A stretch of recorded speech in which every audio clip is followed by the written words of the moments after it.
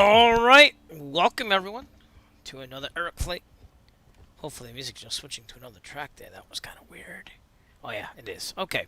So anyways, we're going to fly our fifth flight, I believe. Fifth one. Yeah, of the Star Trek pilgrimage flights that I planned. And we're going from Roswell, New Mexico, where we left off, right here in the Cirrus. Rap's kind of... Oh, I don't like this stupid thing. I want to take flow off. I like my other names better, but either way, it'll work. We are going to... I didn't set anything up on that, so it is what it is. But, yeah, see, I take it off. So, flow is off, because I like my names being on white there. And knowing that, I can also do that. So, although, can I do that with flow? I don't know. Let's check that out. So if I turn it on, the names should turn black. It's like a new feature. You can make different names do different colors for friends. So, that's where it switches off. Oh yeah, it still takes them off. I don't know. Maybe we'll leave it like that for the stream. Yeah, let's leave it like that. We'll see what happens. Anyways, we are going to fly to Tucson, New Mexico, but we're going to have to go to the southwest because we have the White Sands, New Mexico, whole, like, basically ground over. This is all missile testing. So we're going to head towards El Paso, and then from El Paso, we're going to go to Tucson. And we're gonna pretend this TFR is not there. They seem to have some type of air show happening over here at Davis-Monthan Air Force Base in real life. That's effective actually tomorrow, so we should still be good. We're not gonna fly real world time, but we are gonna fly real world weather. And again, we'll have to go around this restricted airspace. We're going to El Paso, and then moving on. So, should be a good one. We're gonna get this thing started. We're on the ramp here near what would be the FBO. And, I don't know, I kind of thought there were less buildings than this last time. This is the default Roswell. There's nothing really special about it. But, yeah, let's get back in the plane.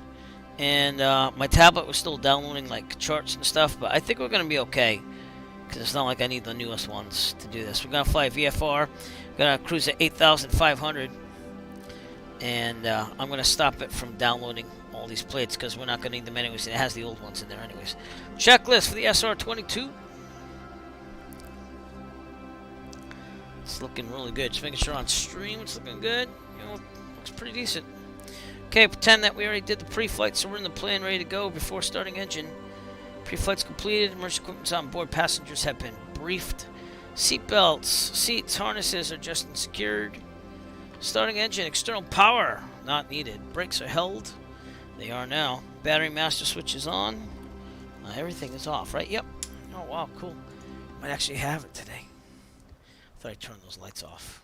Obviously not all the way. Okay, and then strobe lights going on.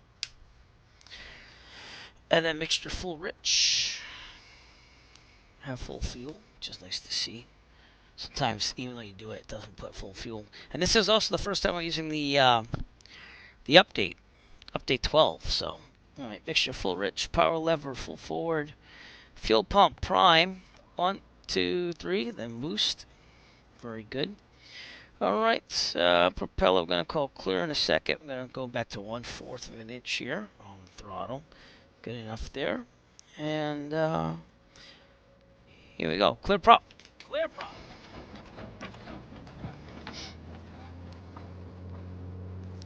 Very good. We will be on VAT sim, and there is air traffic control to do some flight following. Let's get this down to 1,000 here, 1,000 RPM or so. Okay, fuel pump, ignition switch, yeah. Oil pressure, check, it's in the green. Alternating master switch is on. Here we go. And then avionics on. And this one should light up. Push enter, get that thing going. I'm gonna do. Let's put a flight plan in here. Let's get some practice, shall we? Yeah, clear. Clear. Flight plan. Gonna enter some of this stuff here. I had to push that. Yes, I did. Okay. And I have to go down to this thing. There we go. And it's KROW. KROW.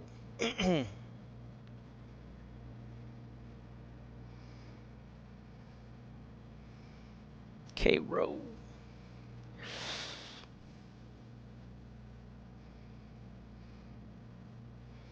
So I went railroad flying finally for the first time in almost 3 months because I had to get my landings in to be cleared to take passengers to go 172 up.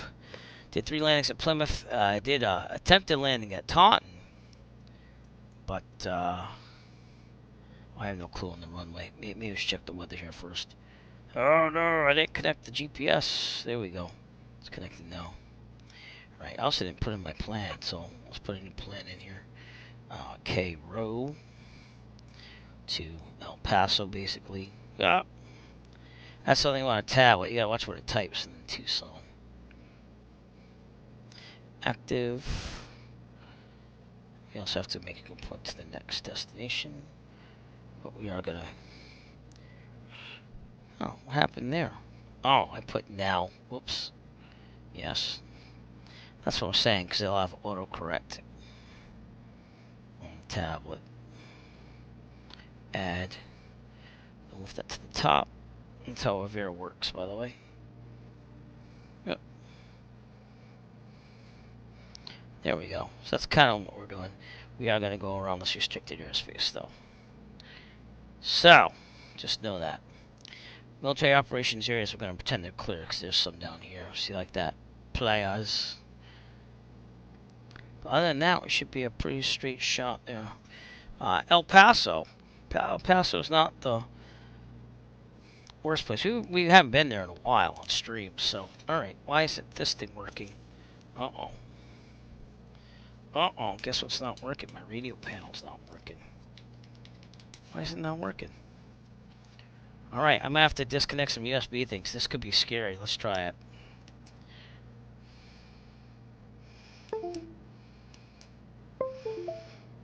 I just have to reconnect them one at a time. Hopefully everything works. It doesn't freeze up that much. Wait, I just had it. Right. Disconnect it. I found the right one. Now we'll plug it back in. And I'm gonna have to restart SPAD to make it work, so I thought SPAD was working with that.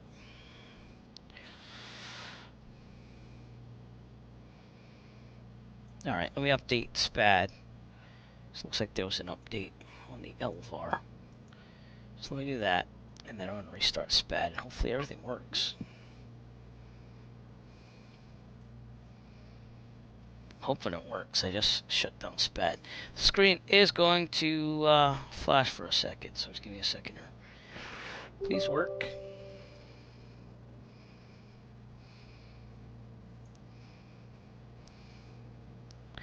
Please work. They had an update before this too, so if not, I'm going to be switching stuff in here.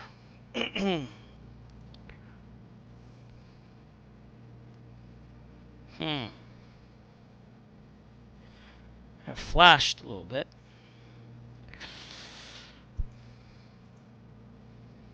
It says radio panel's working. Let's test it out here. Yeah, that's working. Okay, it's working now. Yep. Okay, good. Good, good, good. I was getting a little nervous there. Oh, the trim wheel's working too, right? Yep. Okay, just checking. Alright, let's get some ATIS here at Roswell. ATIS 128.45. And that'll be on column 2. 128.45.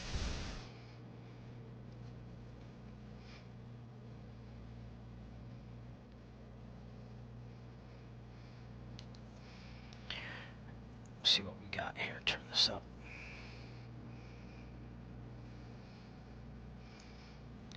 Column 2. Oh, we got a monitor to column 2. A little tired here, sorry.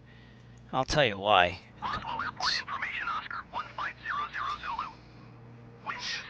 And actually, we do have to call up. So, it's Class Delta. Sky condition clear. Temperature 16.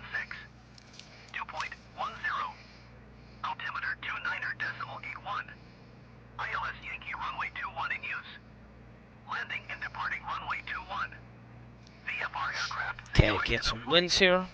All aircraft read back home short And we're going to be contacting Albuquerque Flight Center. controller on initial contact. You have Oscar. Okay. Roswell Airport information Oscar 1500 Zulu. Wind 273 at 14. Visibility 10. Sky condition clear.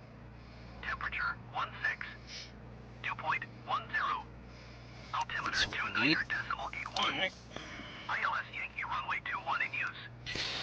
You know, I'm not going to put any there.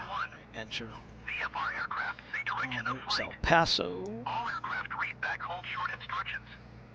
Advise controller on initial contact. You have Oscar. Roswell Airport information, Oscar 1500 Zulu. Okay, we'll be in charge of 7 tree at 14. avoiding the restricted airspace there. Sky condition clear. Temperature 16. Dew point 10. Okay. Altimeter 29.81. Destination is ILS Yankee runway KTUS 21 in use. Kilo Tango Landing and Uniform departing runway Sierra. 21. VFR aircraft, say direction of flight. All aircraft read back hold short instructions. Yep. Advise controller on initial contact. You have Oscar. Roswell Airport information, Oscar 1500 Zulu. Wind 27 tree at 14. Visibility 10. Come on, Sim. Alright, we'll try off comm too. Temperature 16. Back to guard. Dew point 10. Altimeter 29. And you know what that means. Oh, let me get the mouse out of here. Back to guard. Yeah. My keyboard's not typing. Oh, now it is. Okay, good. KTUS. It doesn't exist. Oh, K2U5. It does not exist. I thought that was an S. Pardon me.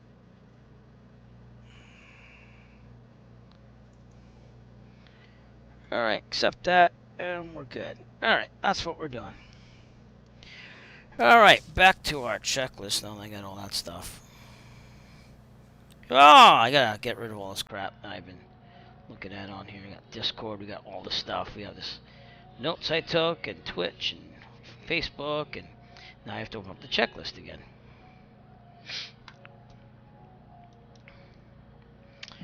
Alright, so TMS switch in, parameters, external power, amp meter. Should be good there. Alright. For taxing, we have to do brakes check and all that stuff. Yep, brakes feel good. Radio avionics squawking 1200 ohms. Cabin heat defrost as required. What's the outdoor? Oh, it's pretty hot here, so let's put a little air on there. Doesn't have to necessarily be air conditioning, but alright. With that, looking pretty good. So I'm going to call up Albuquerque Center 132.8. And let me just double check that and put this on. That's me to calm. Should I need that? But if we check Volanta, it kind of tells us what we need here. So yeah, we need Albuquerque Center. It's going to take us all the way to Tucson. So from Roswell to Tucson. And we do have to call them because again it's Class Delta. So this 1410 Albuquerque Center, good evening.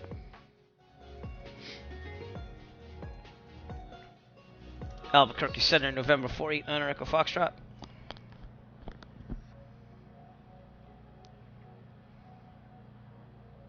Echo Foxtrot, Albuquerque. Sirius Echo Foxtrot, we're on the ground at oh, give me a second here, sorry. We're on the ground at Roswell, requesting taxi VFR departure to the southwest. 49 Echo Foxtrot, not going to be able to do flight following tonight, runway 21, taxi via Bravo, advise ready. Taxi via Bravo to 21, Niner Echo Foxtrot, and advise and ready.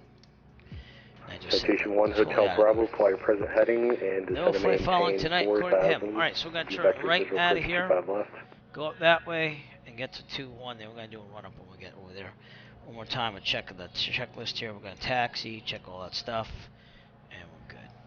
Alright, clear on the left, clear on the right. I'm going to turn that way.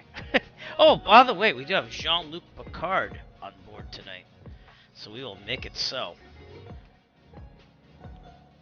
Brakes are good. Alright, let's do this thing.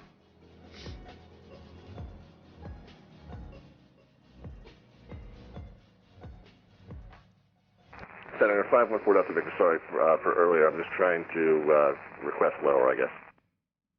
Citation 4 Delta Victor, roger, descend and maintain flight level 240. Okay, 240, 514 Delta Victor, thank you.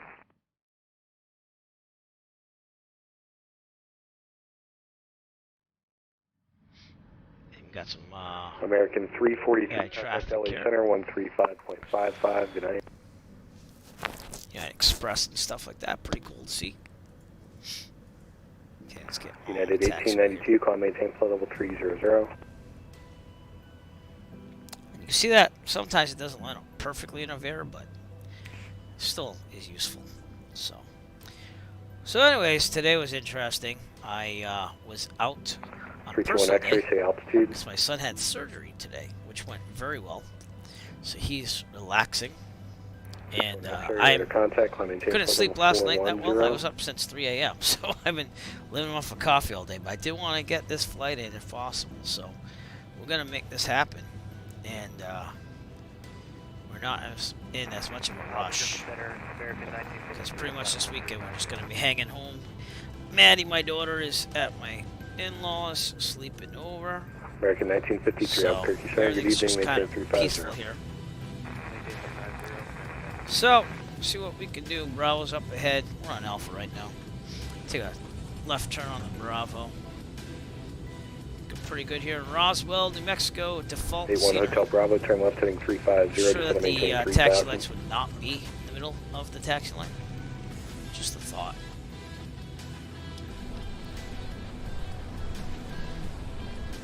American 1927, reset your transponder squawk 0503.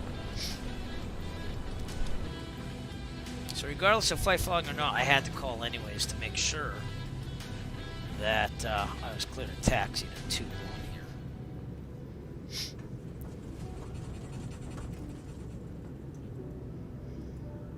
Alright, everything seems to be working. Let's change this to GPS while we're at it.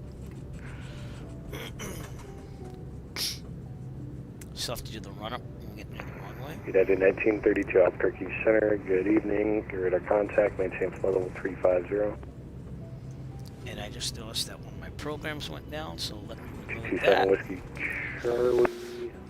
Disregard That's Walker fly life 3117, for the Fort Worth bar Center at the top there, 13517. Good night. Let me reload that. Center, All of you. 35, and we'll works. exchange 13160. There we go. I don't know why that like, 573 Mike clicks Zulu, descend and maintain randomly. 10,000. Again, the Sedona altimeter let's do it. is Bar at the top is now 3004. active. Advise when you get the weather and NOTAMs and what type of approach you're requesting. Alright, gotta do a little run up here. There should be a little bump here to do it in. At least that's what's kind of showing on the Citation Text 81 with Hotel I. Bravo, turn left heading 270, drive localizer 251.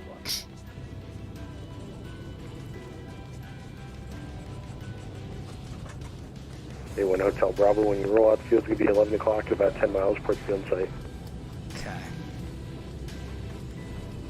American 1927, your radar contact, descend to the Eagle 6 arrival, runway 26, Phoenix South, Face numbers the wind, got some 3000. birds on the apron.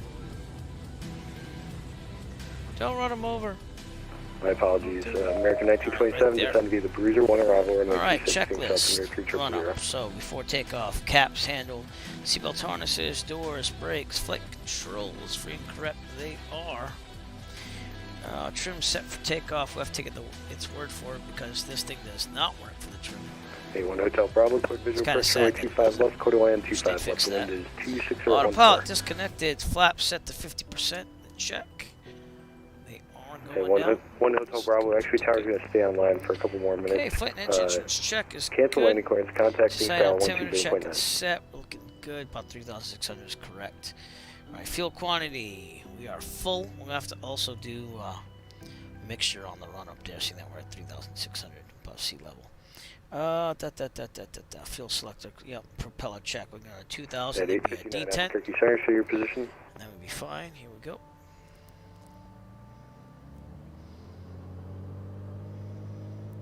That's good. Back to 1,700. It really doesn't do the detent in this when you do that. United 859, you're Has at to make sure contact, that the maintain control picture 350. prop is all good. Alright, now we're going to do power lever alternator Southwest check. 204, descend and maintain 9,000, Pitot turn heat right going heading on. 150 vectors. That's very For good. the Alright, avionics are on. visual approach, Nav lights are runway going 26 on. left. Landing light is going on. Trying to maintain Right. 9,000. No CAS messages, which is what we don't want to see. Voltage check, we're doing well. Alright, mags, going to the right. Back to both, and we're looking at the RPMs here for the drop here.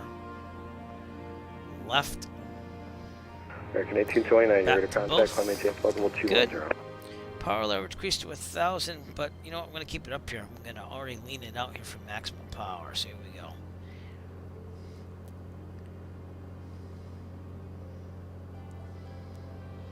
Because we are at 3,600 feet above sea level, so. Southwest 1807 Albuquerque, sir. Good evening, you're to contact, climb maintain flight level 210. Right about 22%. 3 right Mike there. Zulu, Alright, looking good. Transponder report to alt. field and start to Nav, at 12 GPS o'clock set and for 30 miles. takeoff. We're good there. And nav radios, pitot heat as required. We don't need the pitot heat anymore. Alright, I'm going to rotate at 70, retract the flaps at 80, climb at 101.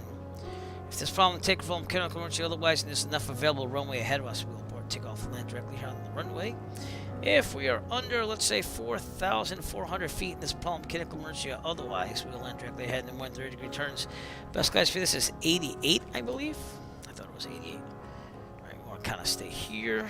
Frontier Flight 1994, It is, contact. and if we are above, what is it, 4,400 feet, 4,400 feet in this problem, we will take a turn to the, let's see, 273 to the right, and then that one and taxiway the grass runway. That's available to us. Best glide speed in this again is 88. Okay, with that, we're going to take the tablet off. So see us landing, and we're going to request takeoff clearance from Albuquerque Center. Albuquerque Center, Cirrus 9 Echo Foxtrot, holding short, runway 21 on Bravo, requesting takeoff clearance to VFR departure to the southwest. 49 Echo Foxtrot, runway 21, the wind is 280 at 14, gust 25, clear for takeoff, proceed on course. Clear for takeoff and proceed on course, 9 Echo Foxtrot. Okay, let's do this thing. Pretty good out there. American 593, you're in contact, climb maintain flight level 210. All right.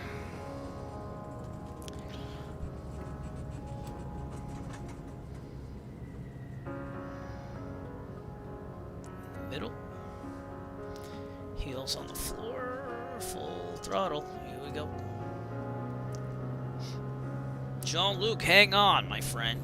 Hang on. Why am I doing left rudder? Should be right rudder. Southwest 1807, I'm in the altitude, maintain 10,000. I guess seriously got me doing left rudder. 5, I'm in the altitude, That's not maintain realistic. 11,000. Oh, should be about 12 degrees. He said it was a little gusty. That's not what he said in my weather report, but alright, about 80 it is a kind of little gusty actually. American Alright. 1835, Flaps are up, affirmative. and we should be about 101 once we're done here.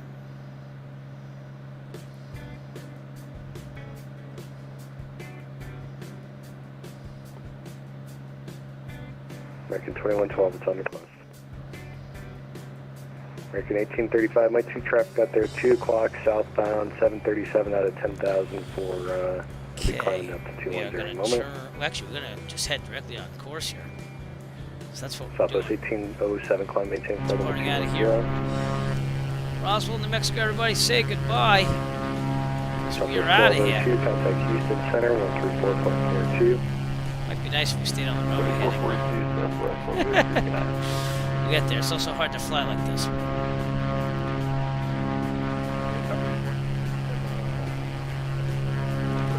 Very good. All right, back to the plane. Approved, report back. And we're climbing to 4 Delta Victor, 8,500. just Probably maintain should have flight level programmed it in 200. there already, but we'll put it in there now.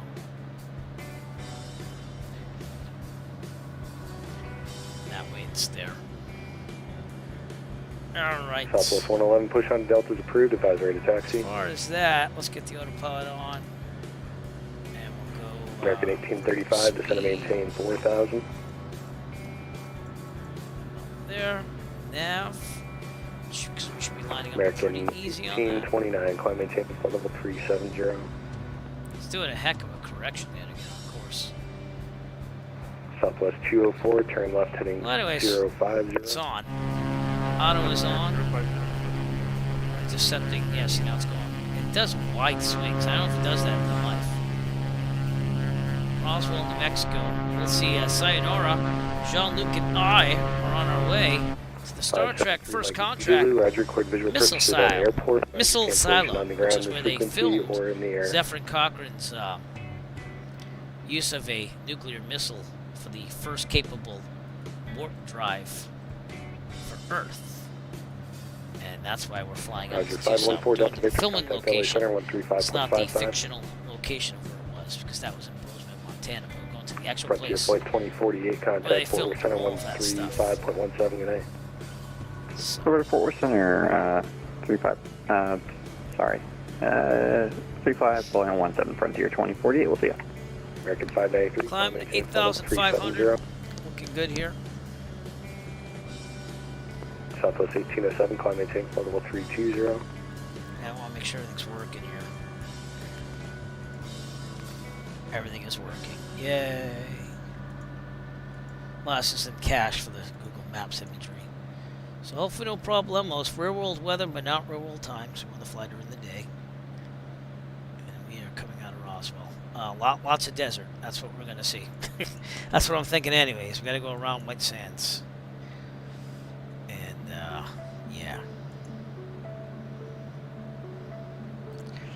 So, we're good until we Mike Zulu, hit got no traffic between you and Sedona. Radar services terminated, frequency approved.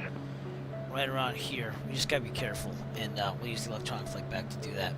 We're almost out of the cloud. Actually, we are at the class Delta because the ceiling is at Southwest 6,200. 204, descend to maintain 7,000. We're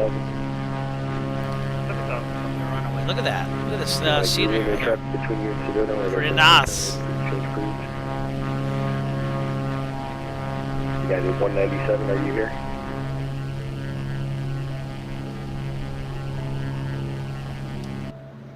Okay, we're almost at cruising altitude. We'll let the speed build a little bit.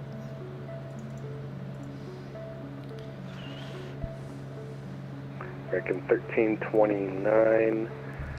If you would, just verify your squawk code and your assigned altitude, please. And I think we have to go over advisories. So, Hey, Cactus, 14 is 6.9, so follow Mr. 090. American 1329, you're stepped on, say again. just gonna wait till he gets there. He said no flight following, so I have to go to advisory. But I American just cleared the 1835, Delta, so turn now left I heading can 350. ask him to do that. And American 1835, descend to maintain 4,000, expedite your descent, He's please. got lots of aircraft out there. So, and Albuquerque Center, Sirius Atlantic Foxtrot requesting transfer over to the Unicom. I see that we cleared the Delta. Alright, 2 at 1 there, Echo, or 9 Echo Fox, frequency change approved, good night. Good night. Thank you. Over to Unicom. Atlantic Foxtrot. All right, we're on our own now. So, but I need to stay with him in the Delta because you need to have that communication with whoever tower would be. And they would usually just trade you off, but he's really busy, so that's the way it is. Let's see how much traffic he's got out here. Yeah, he's got all this traffic coming out here, so that's why he did not want me to have any flight flying, which is fine. All right, seeing that we are on Unicom, I am going to stick the FS ATC chatter on. Let's pretend that we're on approach here. Well, they have some updates to the audio. So we'll download that and then we'll get some. So, just Europe, but it's okay. 1,050 new ATC clips from Europe. Alright, and we're on our way to Roswell, New Mexico. We're going to kick this back to 75% power. That's probably the best setting. It's kind of in the middle. Alright, that's good. Have some approach here. And we're going to lead out the mixture, make sure that we're good on the mixture here. Oh, I got 76% out of that. Pretty cool. 77. I bet you that's all we're going to get. Yeah. Back to 77. And now down to 75. And we're leaned out pretty well. There we go. Alright. Roswell, New Mexico. See ya. El Paso. We're on our way. And just as backup, we can do some practice here on VOR. Let's make sure I'm on nav 1. I'm going to switch that to the Pinon VOR 110.4. At 1951, just maintain 2,500. Down 2,500, United 1951. That should be VOR 1. Or nav 1, sorry. I said VOR 1. Let's monitor nav 1 to make sure we got the right thing there. Push ID. It won't let me push it. So anyways, we should be hearing some Morse code here. 300 to heading intercept 28 left below United 1951. I don't hear anything. You? Nope. We are clearly over desert here, getting out of Roswell. To our north there, those mountains are the Sierra Blanca Mountains, I believe. Yeah. So that's what you're seeing out there on our right. And again, we just gotta be careful because there's restricted airspace, which is White Sands, New Mexico. Coming up on our right. We're actually straight ahead of us out in the distance, so we're gonna head a little bit to the south there to avoid that. And if you see it, it's this blue restricted 5103 Charlie. I didn't get altitudes for it, but I'm pretty sure seeing that's White Sands, New Mexico, and it's missiles that you're not allowed to go through there. Probably up to like at least 18,000 feet. So we're not gonna test that today. Do I have any type of? Yep, I have that. So why can't I hear it? I want to ID that.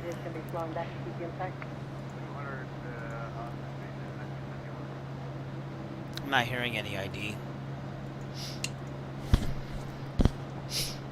And at this time, we'd like to thank Otto, the autopilot, for hanging out with us tonight. Looks like we're going to be in El Paso in about 45 minutes. Automatic pilot. There it is.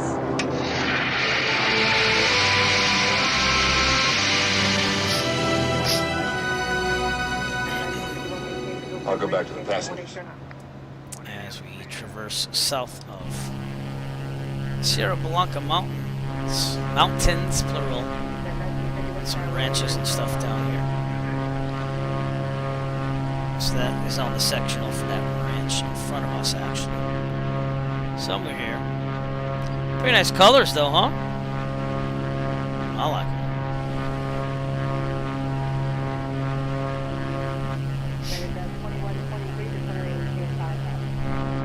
Now, I don't want to jinx this, but it seems like the stuttering is not as bad anymore with this newest update, service update 12. Oh, that did, yeah, but it seems a little smoother. Not much, you know. We'll keep thinking about it as we fly. So, yours truly flying in the cockpit there. And I'm wearing the same shirt tonight. I finally got in my Eric Flight aviator shirt. And if we look in the cockpit, he's wearing the same thing. Look at that. Isn't that cool? I thought that was cool. So yeah, well, this is the hospital today during the surgery. I don't think anyone put together that it's actually like my silhouette, but it's pretty cool. If you want your own, visit the Eric Flight store on 4th Wall, and I'll get you an address for that. But we have a lot of Eric Flight inspired designs there. We also have the Eric Flight Etsy store, which you can see in the upper corner there. It'll give you the, oh, I'm getting some Morse code now. Unit 2123, turn right, heading 340. Yep, okay, so it's ID'd. Very good. It is ID'd. You always want to do that with yours. Alright, so we're locked in there. If we wanted to, we could fly directly there. And you know what? Maybe we will, because that's going to get us to not be there. And we probably want to enter that in, let's see. Hit nav in a second. We're just going to go straight for now. Heading. But, let's see. Say about 210. So let's set this to 210. And that would be course interval. 210. We are not set on nav right now. We're just keeping it straight by itself. And it should be a 210. Yeah. And that's where we should have to turn to the left a little bit. Alright, let's set to nav. And now we'll track that VOR and intercept it at 210. And that will keep us out of the restricted airspace. How's that? And that's because if you look at this chart here, we're going to it, but we're going to intercept it at the 210 radial. And that's the Pinot VOR. So we'll have some work with VOR. And go from there. And Otto will fly the whole route for us. Very nice. 5,500 for 8 Delta Sierra. Alrighty then. Sorry, Delta Sierra, you're clear of the Bravo 4,500. Third Bravo 4,500, 8 Delta Sierra. Long day. Long, tiring day.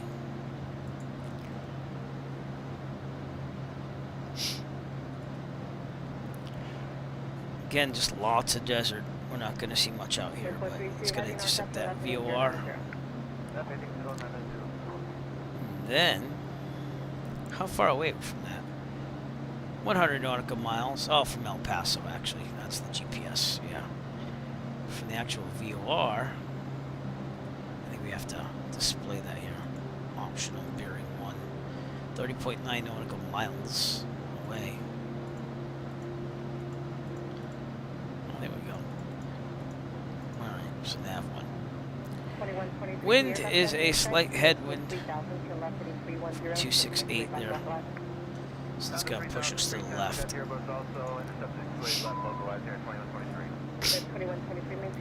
Again, by intercepting that VOR, we're not going to be in the restricted airspace. So.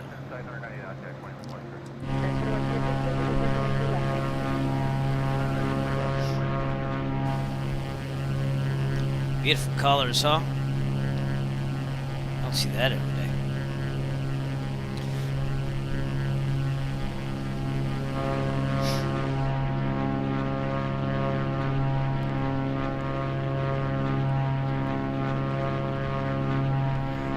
Now I can sing it because we're actually going to El Paso, down in the West Texas town of El Paso. Sorry, I'm tired. I fell in love with a Mexican girl. You know it. Looking pretty nice out there, but it is just lots of desert and some ranches.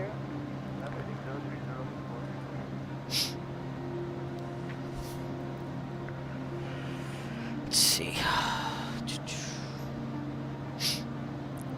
So we are going to pop into Texas just for a little bit. And then head into Arizona right after that. So anyways, El Paso. That's where my dad's estranged dad is. Can't really, I mean, biologically he's my grandfather, but we never met. And there's a lot of stories about that, so we're not going to go into that, but he's actually buried in El Paso, and my grandmother, who was divorced from him, actually took great pride before she passed that he passed before her. So I don't know. It is what you take it as. But yeah, he's buried out there in the Fort Bliss Cemetery. And I don't know. With the stories I heard, I don't know if he should be, you know. But I don't control that, so. But we'll be overflying El Paso and probably see all that. And then we'll be on our way to Tucson, which we're going to take the drone cam out and go see the missile silo site where they filmed the Zefram Cochrane portion of Star Trek First Contact. So, even though, again, they're supposed to be in Bozeman, Montana. So, but I'm thinking that it was the filming inside the missile and stuff was probably there. So. Jean Luc Picard is very serious about this. That's right. Very, very serious. make it so. Make it so. There you go. Very, very serious. Ugh. Number 1, make it so. He almost left the plane there. Did you see that? Wow. Nope. Yep. He disappeared, then he came back. Transported for a split second. What's out there on our left there? I don't know. It's the Guadalupe Mountains, actually. That's what you're seeing out there on our left. Veranas. Again, the Sierra Blanca Mountains right there. Oh, actually, that's the Sacramento Mountains up over there. So, desert, mountains, ranches. Pretty much what we're seeing. Now, just to show you the VOR, hence why we're using it. You can see that it's intercepting at not the reciprocal, which is about 30 degrees. And we're going to fly right through it and then depart it. It's going to say from 210 once we go over that VOR. So that's when this is going to switch to a from indicator. And that means we're right over it. And we'll stay on that heading for quite a while as long as it does it. Because, again, that's going to keep us out of this blue area. And then when we pick it up in El Paso, we'll go back to GPS. Just fly the whole way to Tucson, because it doesn't look like anything other than military operations area. We do want to stay out of Mexico, though, so we are not cleared to go through Mexico.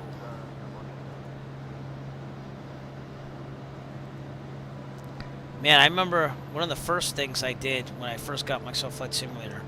Right as it came out, I was doing my Around the USA flights. And one of the first ones in the simulator was to El Paso. So it's kind of interesting that we're going there tonight. But, yeah. Very interesting.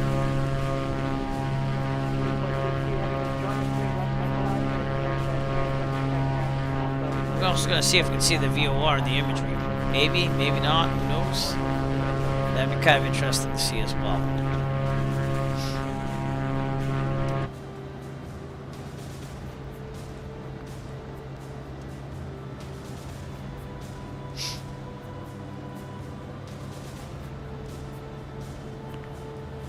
What's that thing? I don't think it's anything. That VOR should be right in front of us. So, tee off the Microsoft Flight Simulator East server traffic. When we get out here, El Paso in 33 minutes. Not too sure. How's the ground speed? 155. Yeah, it could be faster. Again, we could crank it to to fastest 85%, but we're not going to do that. We're not as much of a rush. Let's see what the fuel is. I'm going to switch to the right. We're on boost. To the right. You got to be on boost to go to the right.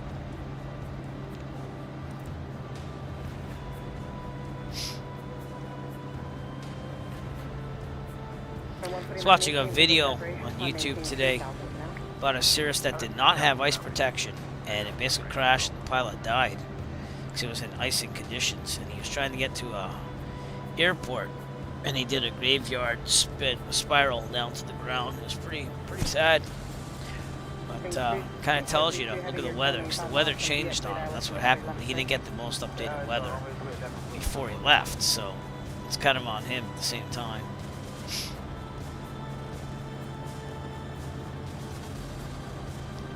Got some clouds over there.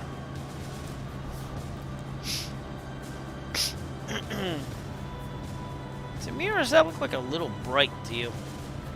Looks a little bright to me. I'm going to see if I can touch this filter up. I don't want to touch it too much. What I'm going to do is I'm going to make a duplicate of what I currently have. Okay. Then I'm going to turn off this one. Then I'm going to touch it up, because it seems like, I don't know if it's the contrast or what. I don't think it's the contrast. It seems like very hazy. Or it shouldn't. Let me turn on the brightness. No, that's not it either. That might be the best we get, to be honest with you. Saturation, is it too much? Nope. It's 0.04. That's the problem with HDR graphics again, is that You gotta get it just right. I think that's the best we're gonna do, to be honest with you, for now. So let me go with the original. This is what it looks like without filters, by the way. It doesn't look much different, does it?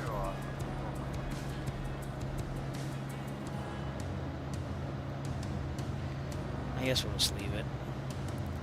Tone matching's not the best on the brightness, that is. But I don't know. It's what it is. I guess it is pretty good. The whites are really bright, though. That's just the way it is, I guess. Alright, we're over that VOR pretty soon. Maybe. Not there. It's somewhere out here. So I'm going to look for that VOR station, see if it's there. Just interested in seeing if that's there. We got some traffic down there, too. Do you see that truck? So that's pretty cool to see. Frames are pretty decent. See that we're in the desert. We're going at 40 frames per second. That's on all ultra settings here on the 3090. Seems to be stuttering a little bit though. You see that? So I don't know what's up with that. Weird. Alright, let's get back in the plane. I don't know. Take a look at things later on. I'll stream. But it is what it is. Look at those beautiful cliffs there. Plateau there. With the Guadalupe Mountains in the distance.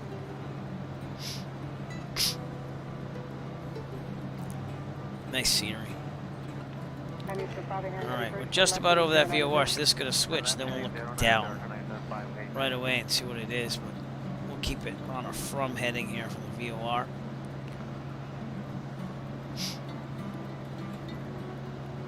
It's counteracting that wind from our right there. A little bit more of a headwind.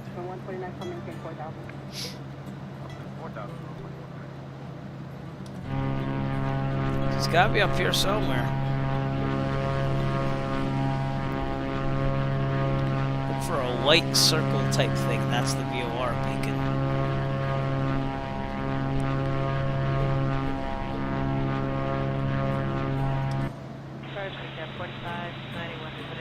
Flips over, we'll know.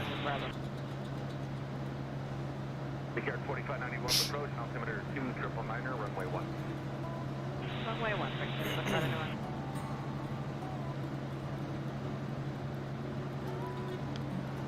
I don't see it flipping yet. Any second.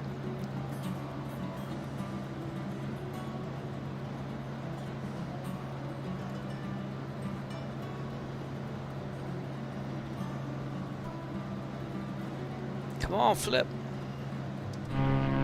There it is. That's the VOR right there. I think it is at least. Yeah, that's the VOR station right there. So that's the thing that we were following the whole time. Let's see if we can get a close up on that. Yep. And now if we look inside, have the arrow pointing backwards pretty soon. It already did. See that? So now it's going to intercept in the 2-1 out. 210 out from the VOR. But that was pretty cool to see the VOR.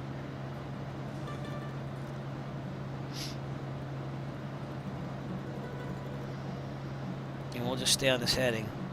Unless we want to do the Victor Airway. Victor 280 is on a 207 course. Let's do that. Not that we have to.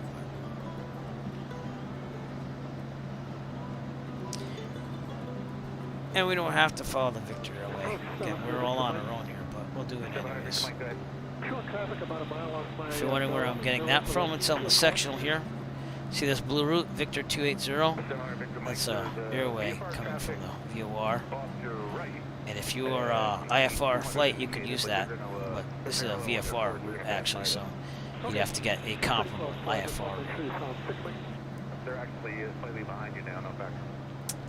But either way, I just said El Paso. I didn't really specify a route there.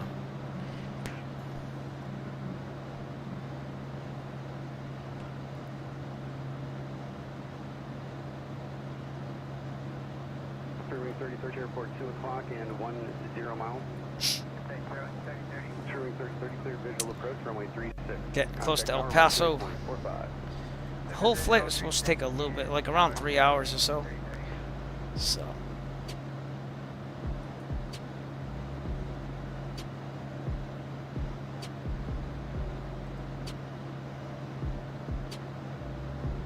Gonna put the template or click the visual or Iowa. Number 936, you can expect a visual approach if you want one. If you need an ILS, like a vector report. I think I should lock the frames again with VSync. I just have it kind of doing its thing there. This is the first real flight I've taken with, again, update 12, so.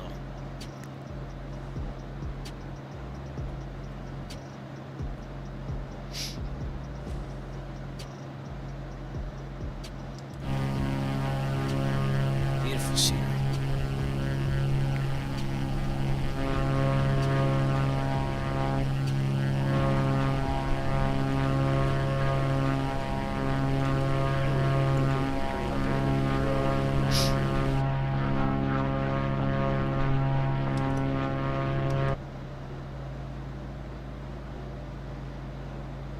Right, and as you can see, we're right to the right of that restricted airspace now, so using that VOR is probably the smartest thing to stay out of there.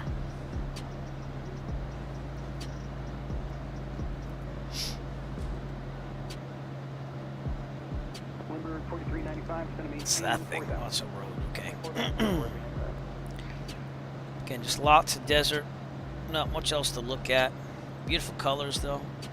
Actually, I shouldn't say much. They got the plateaus and the mountains and stuff.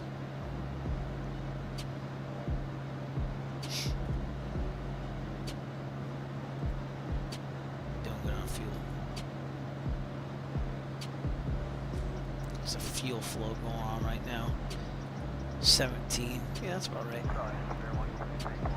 Turning 1622, cleared visual approach, runway 36, hours 128.45. Thanks for the help.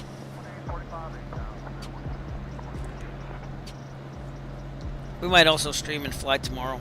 I haven't decided yet, but I like them getting this flight out of the way here. So, and believe it or not, I think there's only like 5 more flights here in this Star Trek pilgrimage flights here. And it's the first series of flights that we've had a theme for in quite a while. So it's nice to revisit things like this. It forces you again to go places that you don't ordinarily think of going. 694 approach, Roger, send maintain 6,000 and have vector for you shortly. 6,000, clearly 1694.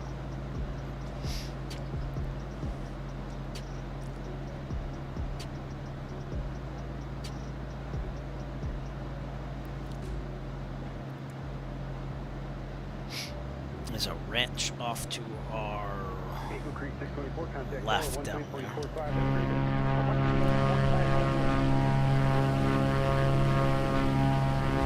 Right there. Yep, sorry. Beautiful weather too, yeah, huh? Can't go wrong with that. Real world weather, not real world time.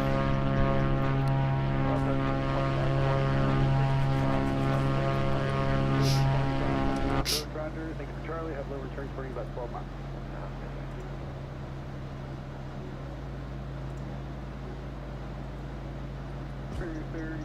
Good rate 34, please. Temperature 11 o'clock, about 4 miles northeastbound is a Saratoga at 3,000, turning northbound. We've got northbound reaching 4,000 expected. Roger, for 3 now, we'll hurry up to 4, Richard, 1.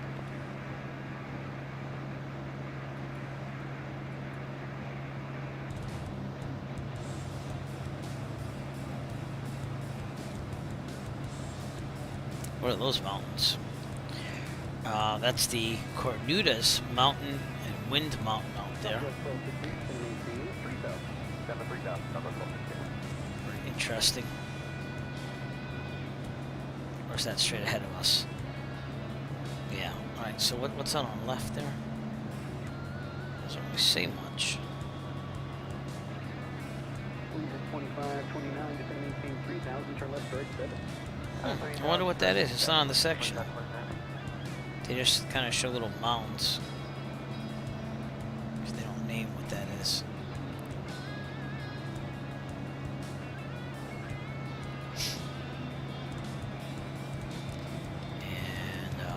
Albuquerque Center still on, but tons of traffic, so we were not given flight following. That's because I don't know if they're having a event here, but they got like 4, 5, 6, 7, 8 planes there. That's in Phoenix, so could be an event.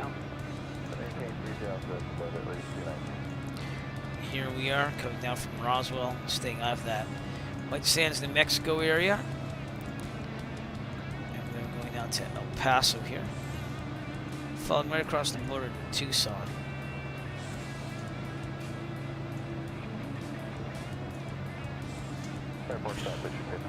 Now, here's the other thing. It's going to be a direct headwind almost when we head like west. So it's going to slow down quite considerably. Maybe. Just 35 knots in 270-ish.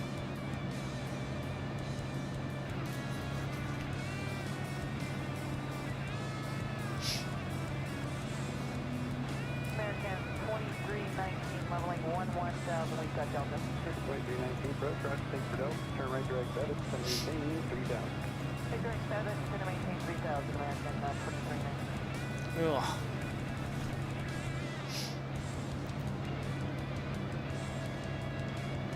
"19 minutes till El Paso."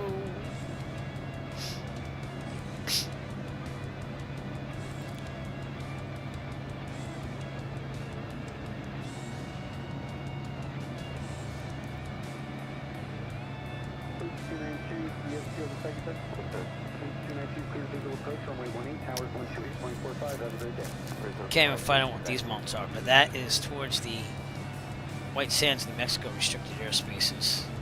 Plural. There's lots of them out there, so.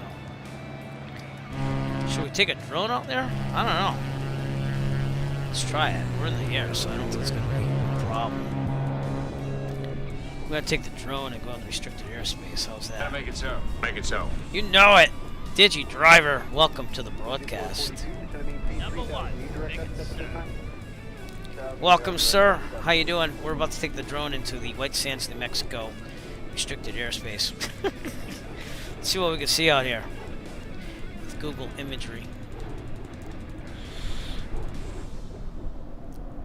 We're already in there, so look for things. I don't know what that would be. Of course, this is it White Sands, New Mexico, where they tested the first atomic bomb? Can't remember. I think it is. 128.45, See, they have some structures here.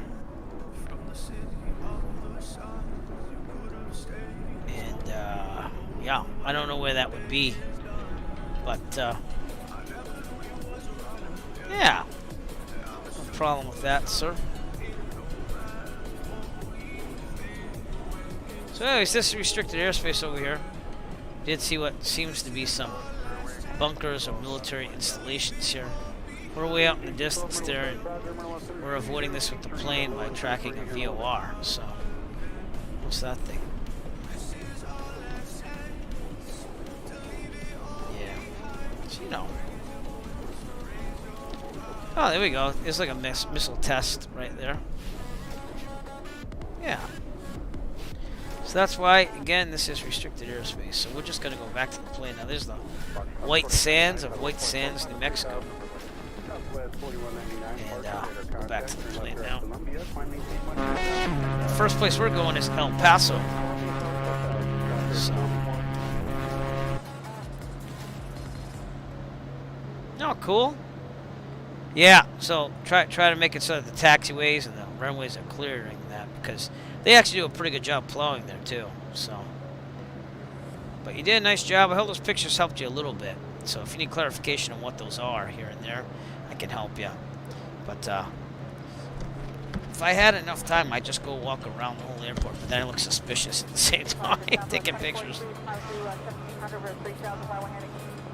So I took some outside the flight school. I took some from the apron side too, so that we can get the other side of the hangars and what they look like from the apron.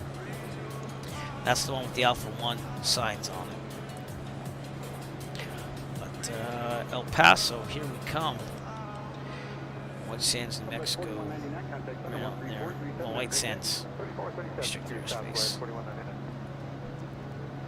We're on the Victor 280 here. You're away, if you will.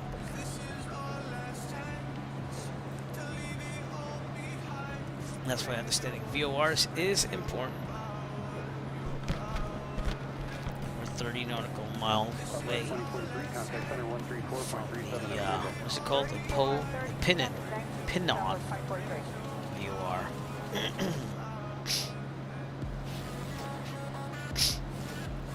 You even got to see it from here, so that was pretty cool.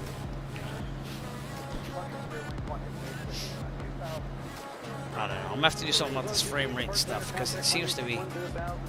I guess it's not glitching anymore. No, it doesn't seem. But it's like pinging is going to 7 and back up. So. Yeah. There's no need to that. Do the generic ones. Just get a release out there with the generic ones, and then you can replace them over time. You know, especially when I get you better pictures. That's all right. Yeah. No, you shouldn't be disappointed at all. I'm just glad if you release the thing. I can't tell you how long I've wanted Plymouth to be in the simulator. And I'm talking like FSX days. And even FS 2004, because I actually, when I didn't have kids and I was doing some of that stuff, I had like the GPS imagery in FS 2004. And then, Orbex made that series of just airports free. But it's just generic buildings, and they tweak things a little bit. But now the Plymouth's changed so much. With those 2 extra extensions on the taxiways, and even runway 33 wasn't extended like it is now in the old stuff there. So I'm glad you're just doing it.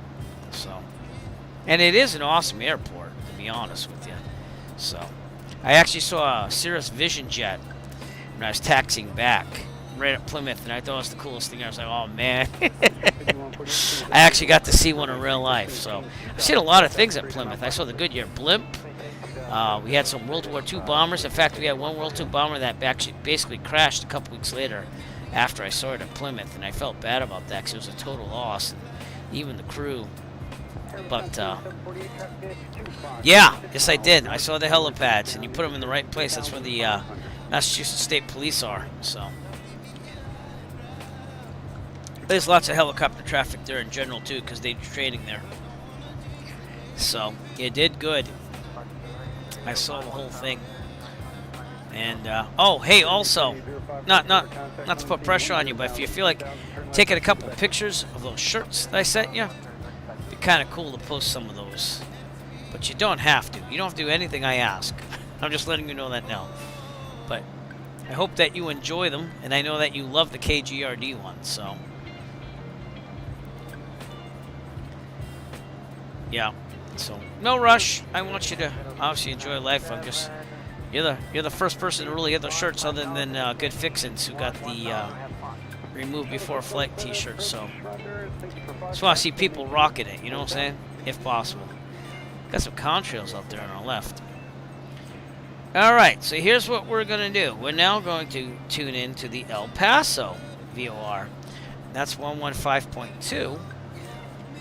And let's put that one on nav 2.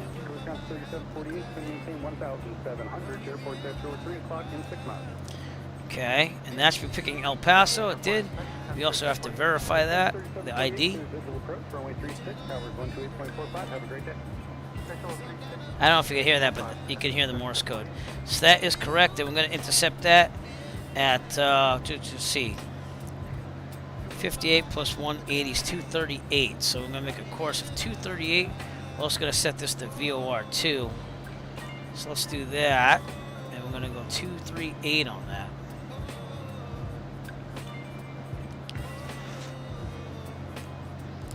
And that would be 238. And probably wiped out the nav thing there, because that's what happens when you change this, I believe. Yep, turn it off, so now hit nav. And that's going to make us go to El Paso direct on the Victor 280.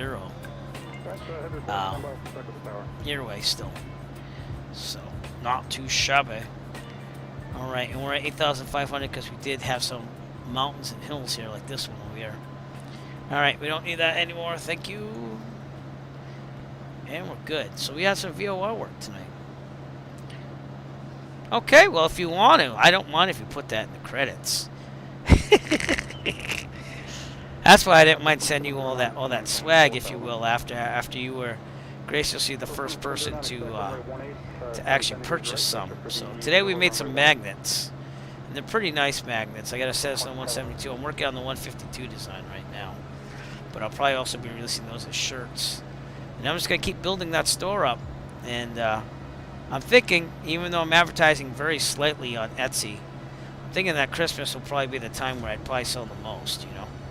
Seems like Etsy would probably be that type of thing. So, all right, letting Otto do all the VOR tracking here. At least I know what's going on, and I know what to do manually if I had to. And we are definitely going to be out of that restricted airspace. Let me show you the tablet here. As soon as I push the right button, there we go. So that's what we did. We're following the Victor 280 airway into El Paso. We're at 8,500, so we don't have to worry about Class Charlie or anything. Albuquerque Center really couldn't help us anyways with flight tracking, so it's all good. Well, I thank you for that, but we'll see. And, you know, maybe, and I'm just going to throw this out there, maybe if you sold that one, it might sell a little bit more than that one that you did before, only because it's probably a more popular airport that's never really been done by a developer, other than Orbex way back in like FSX time, and it was generic back then. So if you keep touching it up, it's going to look a lot better. So, and I appreciate that I'm going to get a copy, so, but I wouldn't even mind sponsoring you a little bit on whatever you need there, so I'd definitely buy a copy of it, let's put it that way. But that's me, it's my home base, so it makes sense. So. Got some nice contrails out there, FSLTL.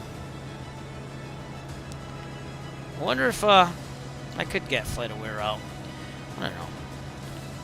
Alright, well, anyways, when we get to El Paso, which is coming up ahead, I'm going to look around there. I'm going to look for the Fort Bliss graveyard where my biological grandfather is buried, but he wasn't a very nice guy, so he's not really part of the family, if you know what I mean.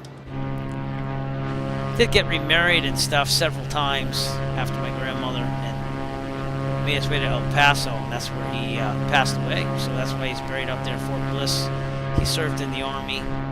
But again, he wasn't the nicest guy, and I'm just going to leave it at that. So, is there a lot of traffic at FlightAware? Because it's supposed to download that data and incorporate it in the simulator. So, that's VATSIM, I think, right there. Yeah, we got some VATSIM traffic out there. See that? So, that's United Airlines 197 over there. You can tell because it doesn't have a contrail. Maybe not. No, actually, that might be. Yeah, it might be United Airlines. Well, it's something. El Paso coming up ahead of us.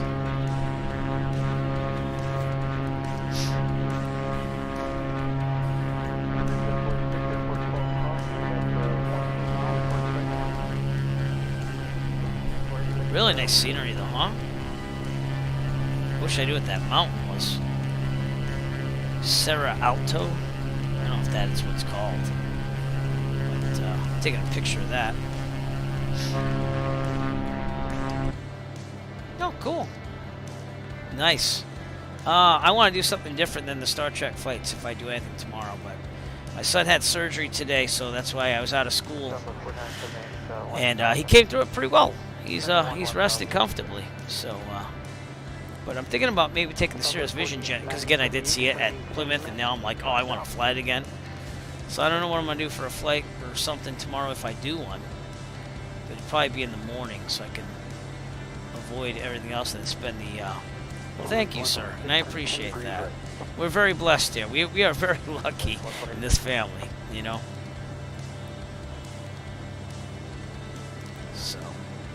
yeah, I did get up on Tuesday, like you saw those pictures. That's why I took those pictures. And they got my 3 landings in. I had to do a go run at Taunton. The winds were gusting to 19 or 20. And I think before I got up there, they were gusting to about 22-ish. So I almost thought, nah, maybe I don't go up, maybe I will. But then I did, because they died down a little bit. And it's good practice to get up there when there's some gusts. So I at Plymouth, those landings were fine. The last one was a little shallow, but it was still perfectly acceptable. But when I went to Taunton, the trees, the wind was whipping across the trees. So I was on like a correction, and I was having a pretty good descent. But when I got to those trees, boy, that wind came right across. And yeah, no problem. I'll keep taking pictures as I get over there too. I want to actually walk around the airport for you and take pictures of every like hangar I can. So like that Yankee Aviation Service, that's right near the Alpha 1. It's to the left of it. And then you can even see like where flagpoles are and stuff, so that'd be kind of cool later on. But I'll try to get around there more. It'd be cool just to go to Alpha 1 and say, hey, can I just like get clocked in so I can take pictures of the hangars? But then you look suspicious, you know? It's not that they don't trust me there, it's just you look suspicious. Alright, there's El Paso. Yeah, the car buzzing system. I should have taken a picture of that. Pretty much it's a metal box, and it has like a keypad, like an old dial phone. You know, like an old payphone. It has a little speaker, like a round speaker on it. So I'll take a picture of that next time. I should have done that. And that way you can just use that as a texture. So I will do that next time I go. The problem is when I got there, there's this guy that was sus of me because he like went through the gate and like he went around me. It's that road near the airport, that's like a speed trap. So you want to go like 35. And I wasn't going fast enough for that guy, so he sped around me on the left and passed me on the left. And then he ended up going to the airport, and then I went right in there after him. And then I was all like, okay, cool, you open the gate, I'll just go through. And of course he did the only time I've ever seen this, the whole pilot thing of, oh, I have to wait for the gate to close because I don't know this guy, which is a safe thing. I don't blame him. But at the same time, it's kind of a dick move in a way. And then so I had to go to the call box, and as soon as I started calling, then he started moving. And then the gate started closing, and then they opened it up again. So, all right, let's get a good look at El Paso, though. We're right on the outskirts here. And we got some houses.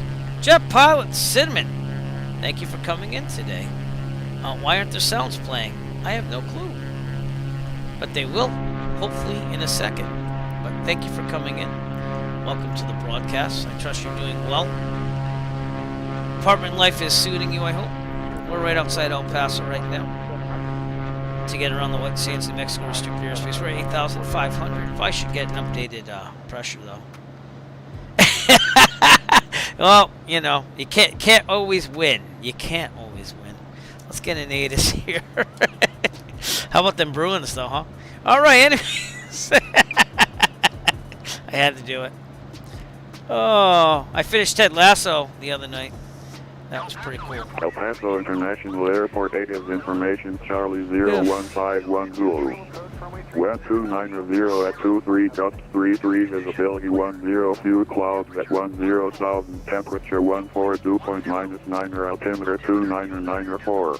2994. Expect visual approach runway 22, 2 FIXL, 2 FIXR, departing runway 22, 2 FIXR. Alright, we are good. Back to guard.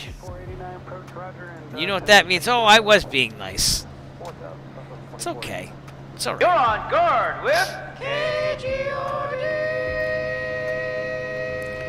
Alright, now that I got my pressure setting, so I know that I'm not going to break the Charlie. Here we go. El Paso outskirts here. What's that? It's like a stadium? No, it looks like a big building. I don't know what that is, but right. That is the city of El Paso. Alright, well maybe you should. And remember, only pilots and people in the flight sim community are probably going to understand that. But, the mugs on the Eric Flight store, they have to fix those. The 15-ounce mugs, and they come out right. So, Fourth Wall, with the Eric Flight merch, they gave me all the stuff for free. they felt bad. And they're like, oh, we're just going to refund your whole order. Thank you. So I got like all this Eric Flight merch for free from them. So I guess it all worked out, and they sent me the mugs again. It's an actual taxi sign. So, but right here is El Paso International. I'm going to pass right over it. And then pretty much we're going to hit the nav button with the GPS, and it's going to make us go right to Tucson. So, I'm going to keep it outside here for a second. Oh, the Air Force Base is right around here. And the cemetery, which holds my estranged biological grandfather, is right on the base there. So we're going to see where it is. Even though we never met and there's some weird stories. But hey, what the heck? You might as well look at it. You're here, right? Alright, there's the airport. I'm trying to find out where the base is. Oh, I thought it was like right near the international airport. Maybe I'm wrong. Maybe we won't see it.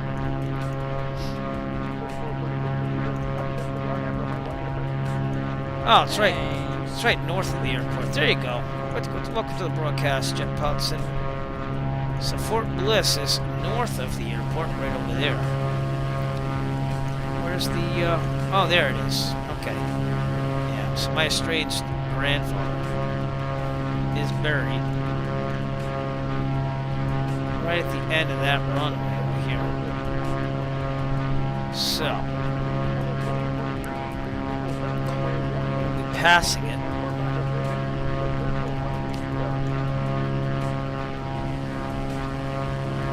Right over there. And that's where he's buried. That's the Fort Bliss cemetery. Yeah, I never liked the guy. I heard stories, weird things, but we'll give him a little respect, I guess, even though he doesn't deserve it. So, and, El Paso International, right over there. There are some things done. Let's put it that way. Other than that, this is where he ended up with his like fifth wife or whatever. My grandmother actually took great comfort. I said this earlier in the broadcast, but she took great comfort in knowing that he passed before she did. So I don't know. Take it as you will. I mean, it might be a little weird to talk about that stuff, but I'll give her props. You know, she's pretty nice. She grew up in the 50s, a single mother of 2 kids. You know, and he just kind of ditched her. So you know. But all right, let's switch this thing over, the CDI to GPS. Switch on nav again, and it should go right to Tucson. And we got to watch out because we're right near the Mexican border. So let's help it out over here. Let's go to the right here. And just to show you what I mean, that's how close we are to the border right now. That's right. So let's get right in there, shall we? And also keep our altitude where it needs to be. Nice mountains though, huh? Yeah. If I ever get out here, I'll probably visit there just to see it, but there's a picture online. That's why I was able to show my grandmother. So it is what it is.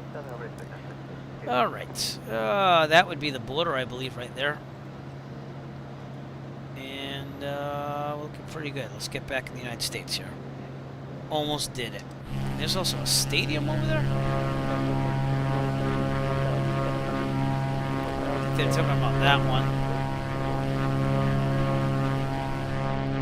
Very interesting. Beautiful mountains, though, huh? What's the A for? Makes you wonder. But alright, let's put the autopilot back on now. Altitude, nav. It should intercept it. We should be good to go to Tucson. Did some VOR tracking on the Victor 280 airway out here, so that was good practice too as well. Don't know what that A is, but that's quite interesting. Yeah, that's how close Mexico is to El Paso. We almost broke the international border. Not that it would be terrible, but... 3804, approach, turn 5 degrees to the right, vectors for the downwind, lower and about 10 miles. That stadium's over here. Yeah. Well, thank you for tuning in. The privilege is all mine because people actually feel like, you know, drop in here, like Jet Pilot Cinnamon and you. Let's give some shout outs, by the way. Let's get that going. Jet Pilot Cinnamon, we're going to shout out to you first. So, founder of the Virtual USA Flying Club, the man, the myth, the legend, Jet Pilot Cinnamon, also streaming on Twitch. Check him out. Make sure you follow. And that's it. We're right there. Sunland Park Racetrack is right below us. That's I'm taking it like that. That's it over there. But look how close we are to the. Oops, sorry. How close we are to that Mexican border there. That's not much space there. It's kind of like our event the other time there in the Virtual USA Flying Club.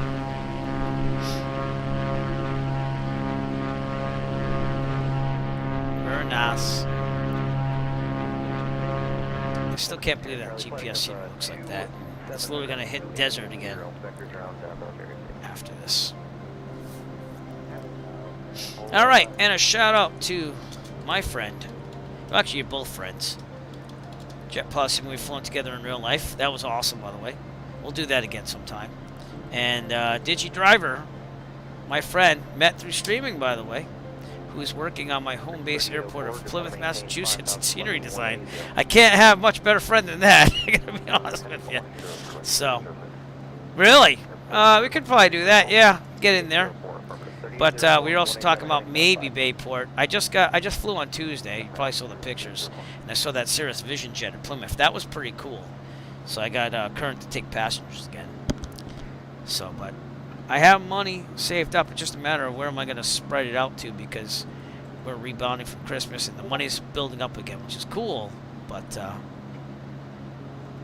it is what it is.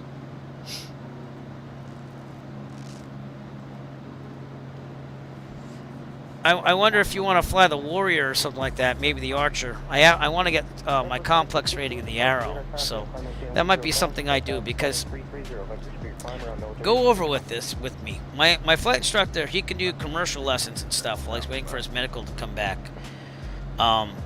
He's allowed to do that, but he can't do a safety pilot, which makes total sense to me in my instrument training. But he's going to get it pretty soon, because I mean he's already took to the AME, and the AME's like, it's just a matter of time, and he's calling up the FAA to get it. But could you have... Alright, let's say that your medical's in limbo, but you're going to get it back. And let's say that I wanted to do my complex rating. I still have my medical, obviously. So could you be the instructor for that complex rating, seeing that I would be doing the flying, you're just doing the teaching? Yes or no? I don't know if that would be legal or not, but I might just tell them that pretty soon and just say, let's just do the complex rating. Endorsement, not rating. Alright, I have to blow my nose really fast. I'll be right back. I'm going to let Otto take over for a second. Jean Luc, watch out. He takes up some space here. I will be right back.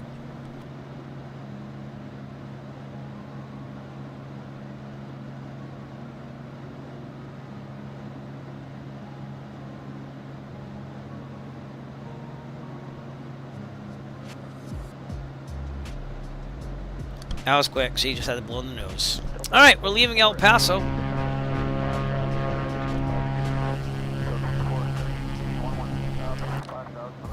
Oh, no. So, like, listen, my instructor, he's a very, I don't want to call him old, but he's an older gentleman. I actually worked with him as teachers, and I'm not going to reveal names or anything here. But basically, they found one little thing, and so they had to defer his medical. And he's done all the testing and all that stuff, and the AME said, like, you're going to get it back, so you don't even have that condition anymore. So that's why I haven't been able to do my instrument. But he's been able to do, like, commercial training, because, again, that pilot that's going for the commercial rating already has the medical, so he can act as the guy that just goes over maneuvers and stuff. He can't act as a safety pilot while I'm flying instrument rating stuff, because I'm looking at the panel with, you know, the goggles, and he has to be the safety pilot looking out, and I guess he can't service that, which kind of makes sense.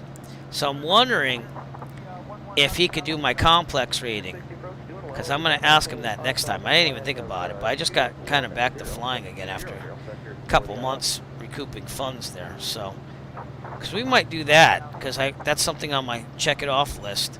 And then I have my complex endorsement, you know, with a controllable pitch prop. That's the biggest thing, you know.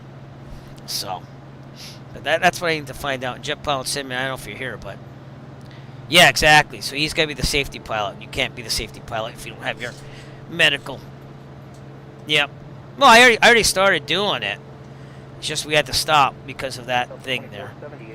But he's going to get his thing back. I'm probably going basic med in 2024. Because I'm not going to put up with this for what I do. You know what I'm saying? That's okay. Hey, no, you're fine.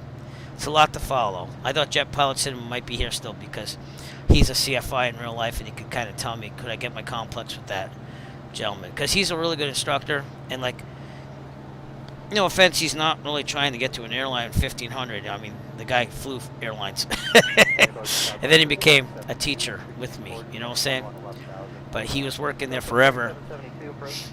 And then I kind of got hired there, and then I didn't even know he was a pilot until like halfway through it. I was like, oh, that's cool, because I want to do that after I get my master's. And he's like, oh, well, come on down, and we did the private together. So, but yeah. All right. Anyways, we're in the desert here, and are we in Arizona yet? I think we are, because El Paso's right on the border. So we should be in Arizona, going to Tucson, unless I'm mistaken. No, we're still in New Mexico. I'm sorry. The border would be right over here. Let me show you where we are. So the border is this. Yep. This border is this black dotted line right there. See how it says New Mexico, Arizona? And here we are out of El Paso. So we have quite a way to go. But beautiful colors, desert, plants, stuttering. Not liking the stuttering. So, again, first time I used this since the update. And I don't know if it's because it's loading scenery, but I think I'm going to try locking the frames. It's not jumping down to 7, though. It's staying in the 30 to 40 range, so I don't know why it's stuttering very minutely here. Whew.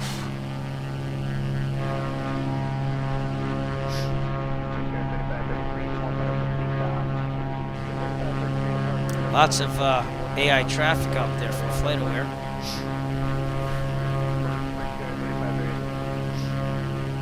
Well, Digi, if you ever come up to the Northeast in the Boston area, you let me know, man. I'll take you up.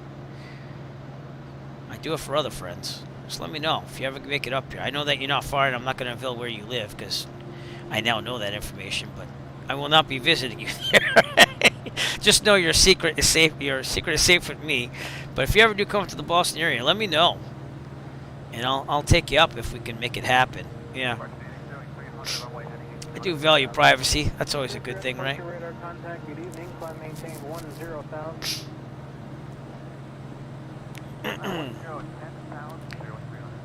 All right. Yeah, understood. But let me know if you come up here anytime. We'll try to get up in the air. Show you around the area from the air. And the cool thing is the Massachusetts and Rhode Island are so close. Even Connecticut, it's not that bad. So you can cross 3 states in one day. How's that? At least 3 states if we wanted to do that.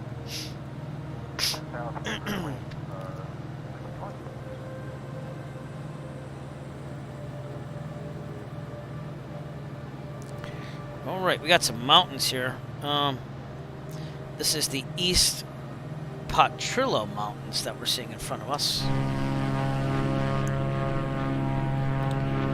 And boy, this looks a lot better than when I first started using the simulator when I flew over El Paso. It was one of my first flights.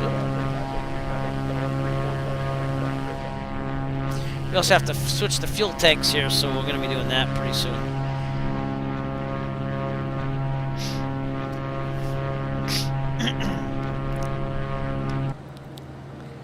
Lots of beautiful colors here. Let's see. Right tank is lower. We're on boost. Right. Yep. All right. Switch to the left. There we go.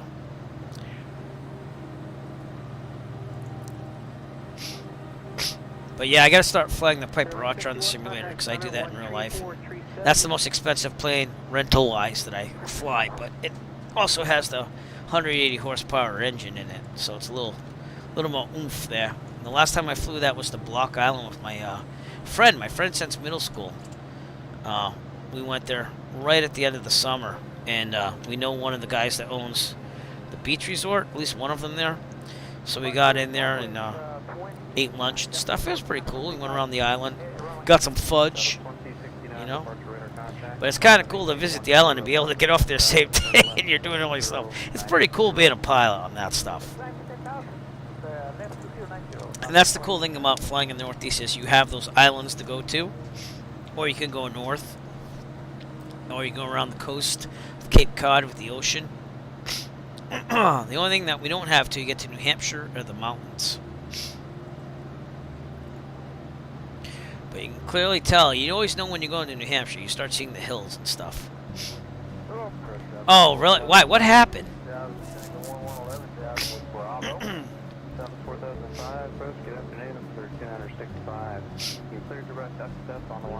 Just, is it because of the, I don't want to say this in a bad way, is it because of the newer people on Microsoft Flight Simulator not knowing what to do, or, I mean, it's also JFK, you think that they'd go someplace where it's a little easier to understand everything. I like that you spelled them P-Y-L-O-T-S.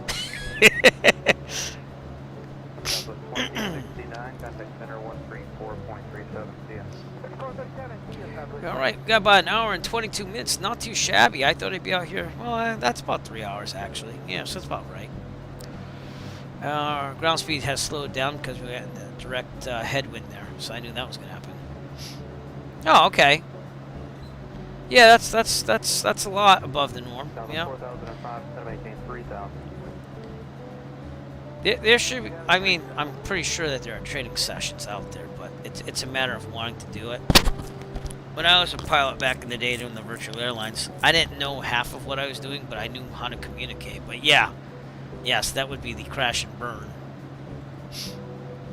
It happens. I have no desire to be air traffic control. Just, I don't know. I don't know how you guys do it. I don't know. And I have patience because I'm a teacher in real life, but I couldn't do that, sitting in front of the scope and doing all this stuff. Just never did. But I do donate to VATSIM every month. I figured I do Twitch, so I give them $3 a month. I don't think that's terrible at all, because I've used the VATSIM service for a while, and before that Satco, and so happy to donate there. So beautiful scenery here. There you go. Well, hey, you did it politely, though. That's what matters. Because it's those people that are just plain out rude that think they know everything, even though you do know more than me, even. But, you know what I'm saying?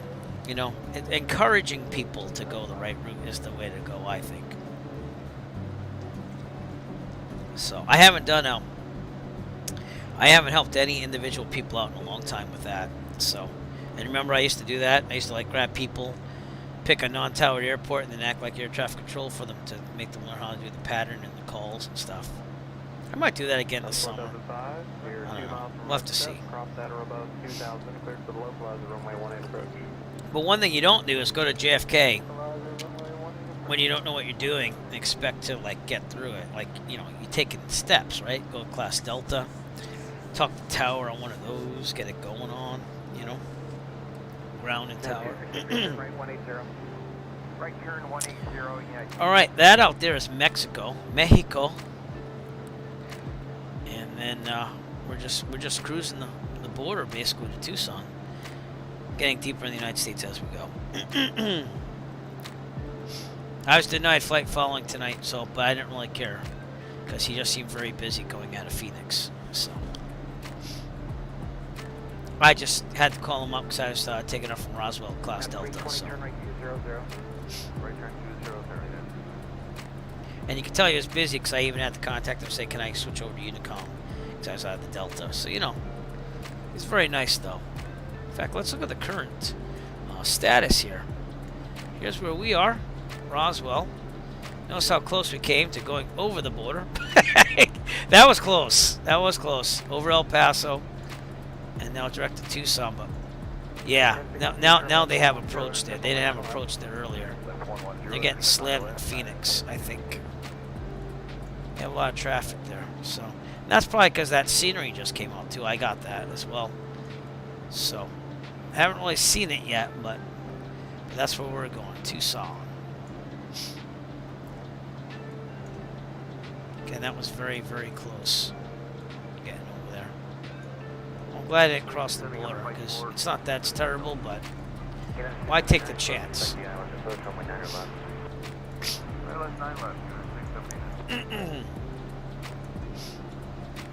The funny thing is, with the air traffic control too, is a lot of the people that do the virtual airlines, they know how to do like IFR, but they have no clue about VFR.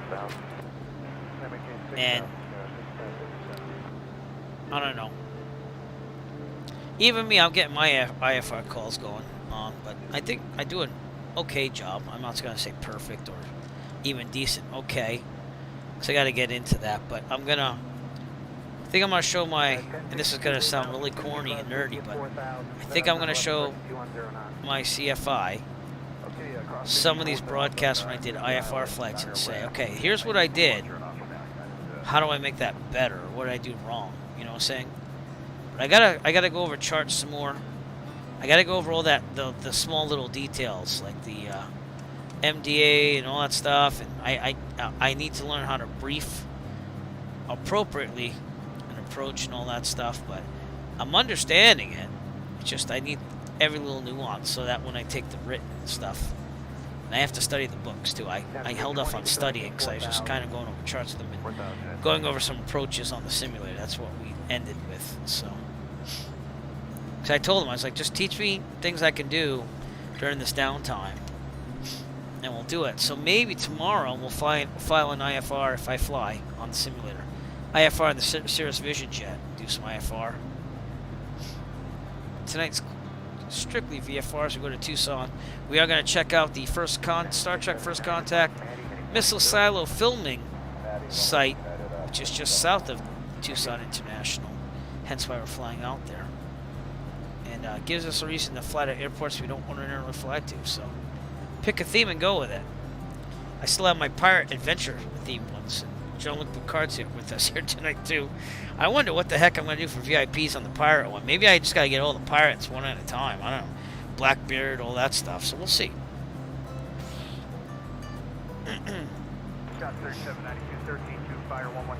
Yeah, but you know what the good news is? And again, I do the steam gauge 172 because that's what I'm doing all my training in. And I got the 530 here to get used to that.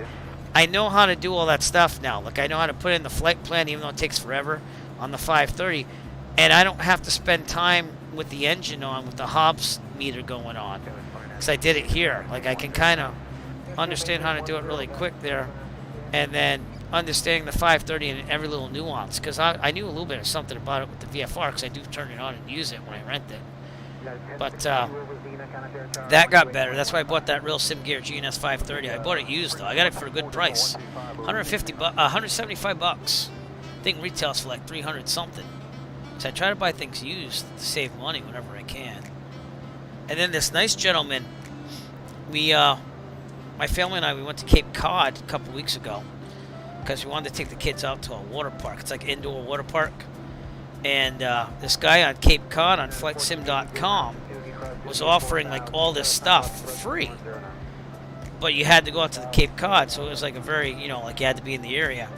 So I was like, well, if you still have it, I don't mind taking it. So I have like a T-HOTUS 4 and a T-HOTUS 1 thing there. And I was thinking about using that for like the Cirrus and stuff. So I have like a joystick, but I still got to get around to like setting that up. Obviously I have the honeycomb yoke, but I got that for free. I got like one of those old SciTech yokes. So I have one for my son if he ever wants to fly.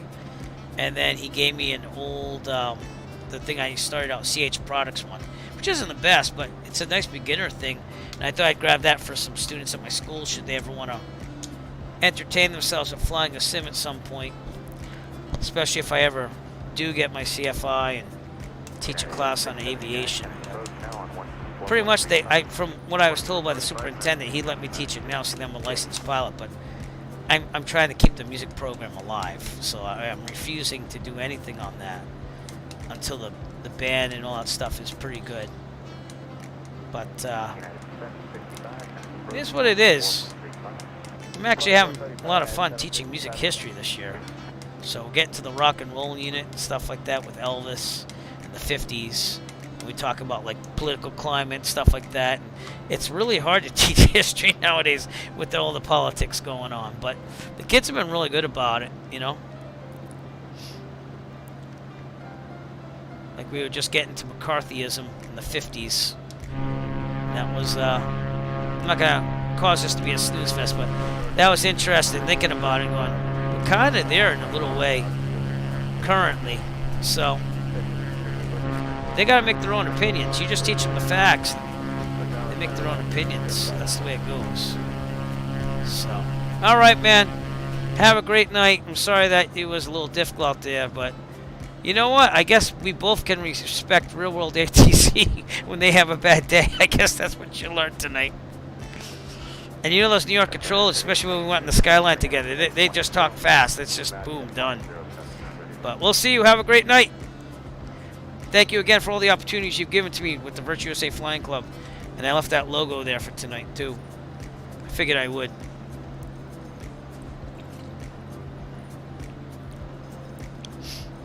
Alright, we're about an hour and 11 minutes out of Tucson. And then I'm going to go to bed after this whole flight. After we check out the missile silo and stuff, though. Turn right 150 and down to 5,000.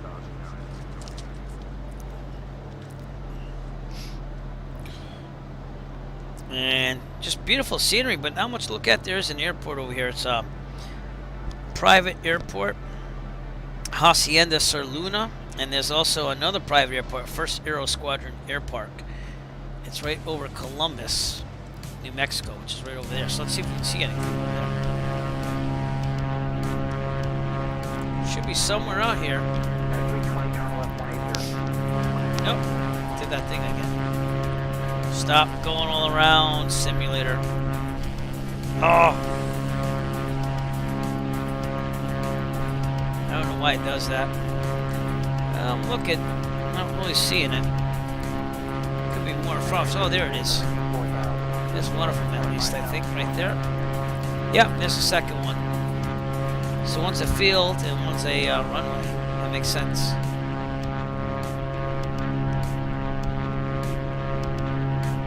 Columbus VOR is directly south of us.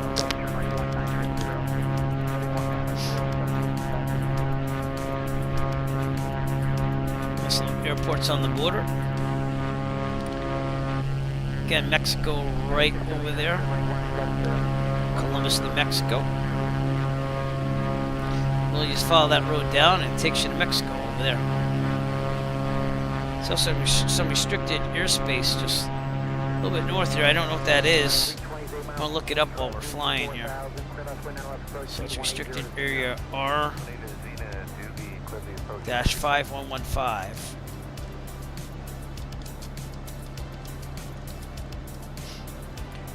Alright, my friend.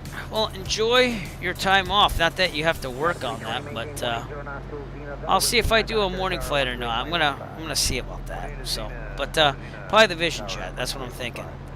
And you have a great night. And thank you so much for all that you've done so far on all that work. I know it's hard work, but I hope that you're learning a lot. So, what is this restricted area? Oh wait, I just saw something for it. There's an aerostat. What the heck is the aerostat? I don't know what the aerostat is. Let me see if I can find more information on that. Find aerostat. Alright, so at some point between 1962 and 1996, an installation of the tethered aerostat radar system was built along Hermanas Road adjacent to the east side of an airfield, and that's why there's a restricted airspace over there. Oh, so there used to be an airfield there, and then they made it into a science experiment, basically. It says unmarked balloon on cable to 15,000 MSL. So that's why it's restricted over there somewhere. Very interesting. Highway 3377 at duty, reduce speed to 180, maintain 180 knots to Cena. 3180 into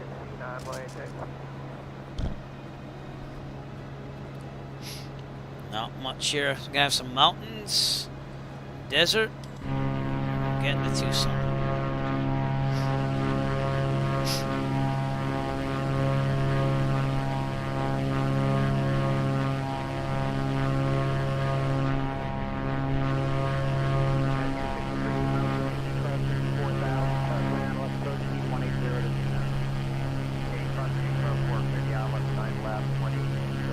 Check that fuel over here. We got some moon action over there. Let's see over here then. Left is still a little bit more than the right, so we'll leave it on there. And our ground speed is still slowing down even more because again we got direct headwind here. So if it wasn't for that, we'd already kind of be there. So time is now 1 hour and 10 minutes to Tucson.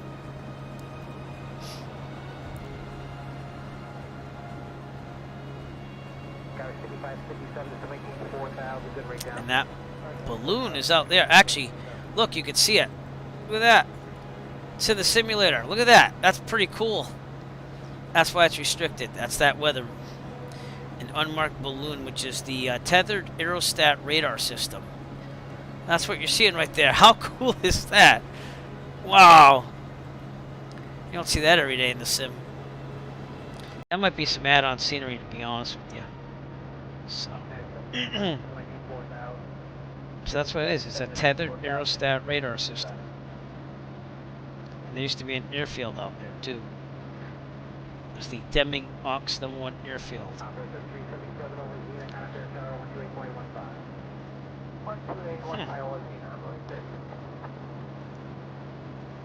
It was an old Army airfield, and they put a balloon up there.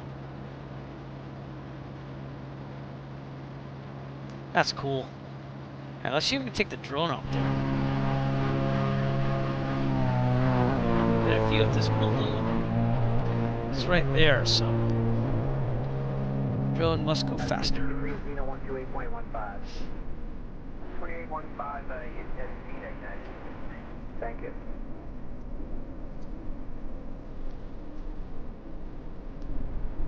There's the airfield.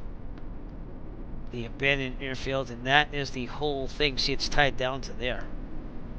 So this is where it's tethered. And it goes all the way up there. 15,000 MSL. That's what it looks like. That is cool. I think I downloaded this on flightsim.to, to be honest with you. 15,000 feet in the air. We're somewhere out there. Oh, actually, we're down there. So yeah, that's like 15,000 feet. Pretty cool, huh? Tethered all the way down there. Again, this is restricted airspace, probably only because of that balloon. See how close we can get to this thing. Wow, that is cool. All right, going back to the plane. And I believe, again, you could download that at flightsim.to, but that would be right off our right now, right? Or something like that. We might have already passed it, honestly. Oh no, there it is. We just can't see it because we're too close now. It's up there. See the strings tethering that balloon down. Cool. Man, I like this song a lot. I've always liked this song. This is all like copyright-free music. Seriously, just a good song.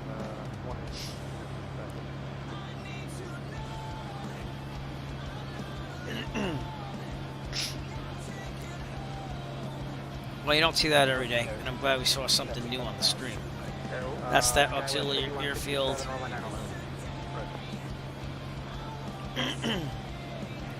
Which no longer is an airfield, but you know, it was.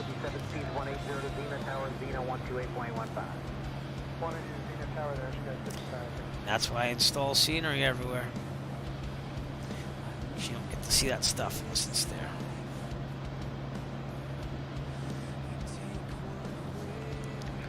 Okay, let's look at our course here on Volanta. Started out in Roswell, New Mexico. We went southwest to stay out of White Sands, New Mexico, which is over here. Seems like they got a base there too. What is that? Yeah, that's the Air Force base. There's that seems to be an airfield too. What is that? I have no clue what that is. Got 3792 with your 7,000 Is that? The 3792, runway 90 left. Well, obviously they don't want you to know what it is. That's all restricted airspace. So we went around that, went to El Paso, nearly went over the border to Mexico, but didn't do it. Now we're on our way to Tucson. Out there. So we got about an hour, a little over an hour left. And then we'll check out that missile silo where they filmed Star Trek First Contact, which I think is one of the better Star Trek films, to be honest with you. I think it's Picard becomes a very dynamic character in that movie. No offense or anything, Picard, but you were. What's the serious face here? Serious, you're always serious. Unless you're doing the face palm. The face plant, if you will.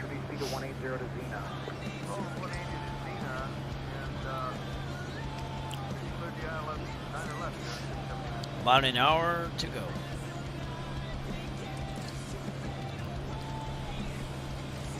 This direct headwind is not helping us.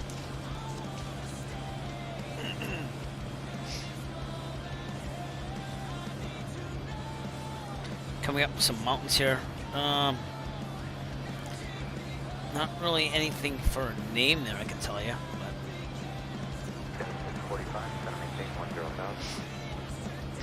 No airports or anything. That weather balloon was probably the coolest thing around here, so.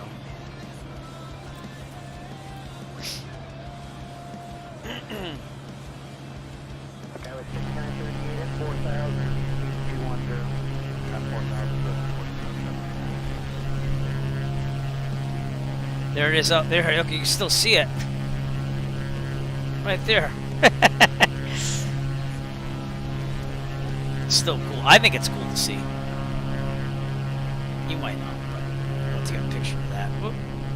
No, stay right there. Okay, good. Stay. Alright, here we go. Taking a picture.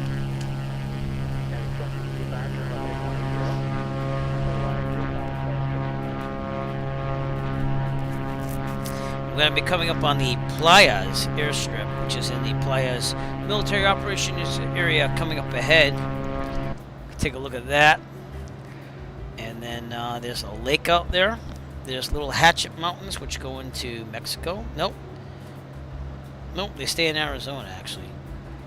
Is that Arizona? No, that's not Arizona yet. They stay in New Mexico. And one place I liked doing a flight in New Mexico was when we did that Young Guns Billy the Kid inspired Virtuoso Flying Club event last time. So I thought that was a cool one, and I think that I'm going to try hosting an event like that somewhere with maybe a couple different destinations if I can, with the Great West, Old West theme. But all right, we're going to take a small break here. I'm going to get the stream going. I'm going to let Otto take over. I have to go use the restroom, and I'll be back in like literally like a minute or two. So I'll be right back. 5938, 10 miles from Doogie, cross Doogie at 4,000. Cleared ILS runway 9 left, approach, maintain 210 knots. Doogie Enterprise 4,000 there, ILS.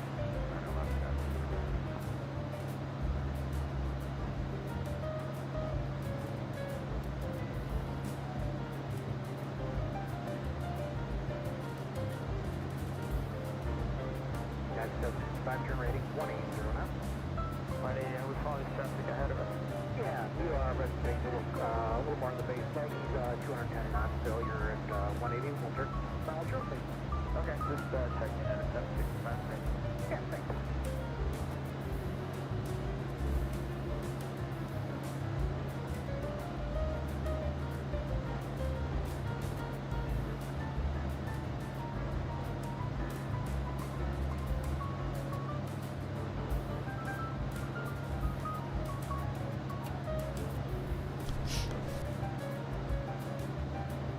Coming back.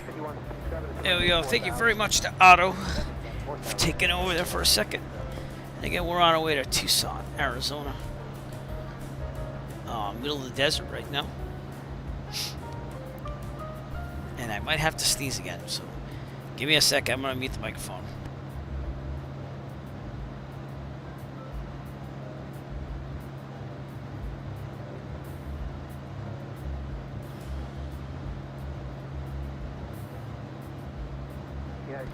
Yep, that was a sneeze. Okay, anyways. Oh, man. Let's check out some Microsoft Flight Simulator East server traffic and see if there's any around here. I don't really see any. I turn the names back on. See if we see any on the outside here. Oh, there we go. We got some traffic there. What's that? It's 737-800 out there. Well, Talawee Note 5073. That's about it for Microsoft Flight Simulator East server traffic.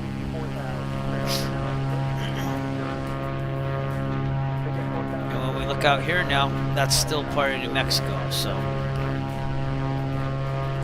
getting away from the Mexican border now. Yeah, with 2968, turn left 160.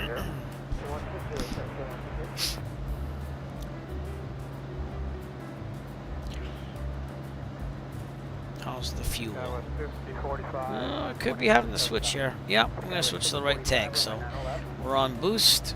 We are. I'm going to switch it to the right. There we go.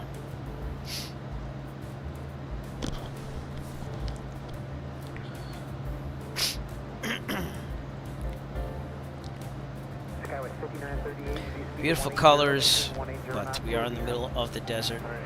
Outside air temperature is -1 Celsius. So that's not too bad. Let's see what that is to Fahrenheit. I never could do this in my head. I should probably learn how to do it. It's 30.2 degrees Fahrenheit out, so we'll put a little bit of heat on. And put some pizza heat on too. Might as well.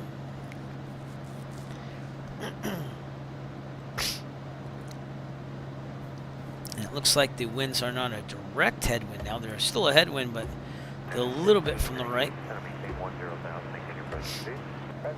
So we got a little bit more ground speed going on. Like seeing that.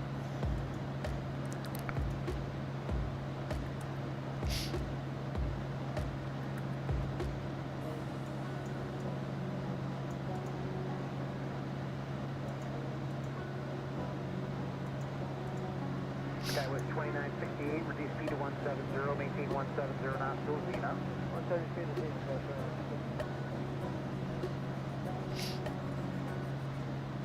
Right. I'm starting to feel this. I'm starting to feel this. I feel the need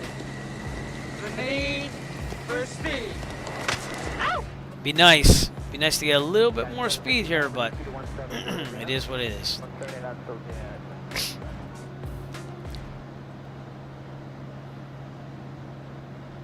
Skyway 5045, maintain 4000, maintain 250 knots. 250 knots to 104000, yeah, 1045.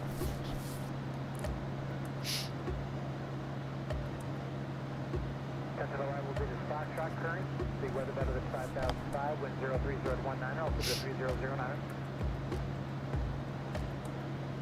Alright, those mountains out there are the, I'm going to try saying this right, the Chiricahua Mountains, and that's part of the Chiricahua Wilderness area. So that's what you're seeing out there in the distance. And they'll pass us on the left. There's an airstrip coming up off our left here.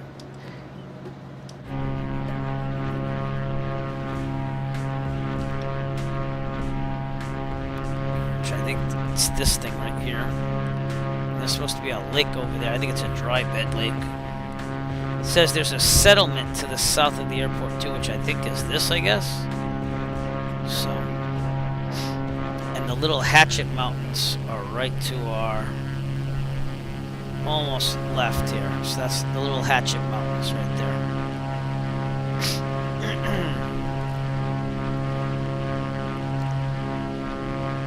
And this is the Hachita Valley, if I said that right. Right here. So, again, very scenic, very much colorful, but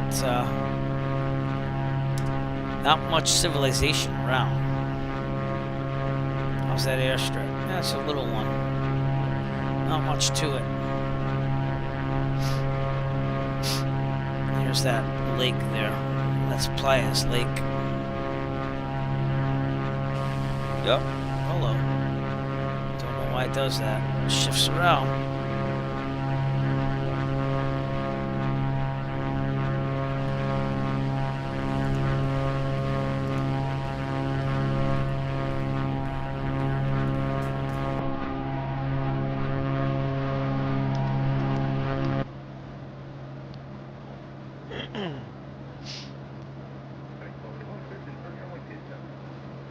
Alright, got about 50 minutes left to our destination, so we landing there a little bit after midnight real world time for me.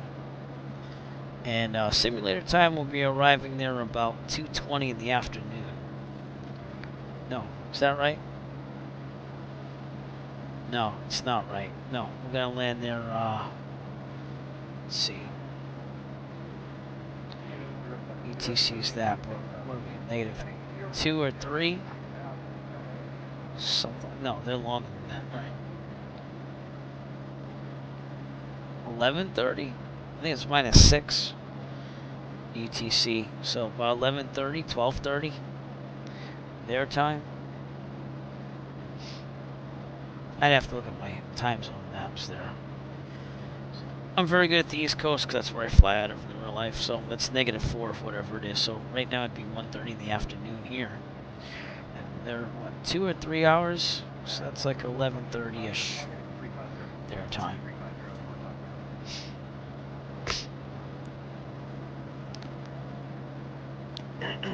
Here's that airstrip, Playa's airstrip, which is a private airstrip. Here's that settlement they're talking about.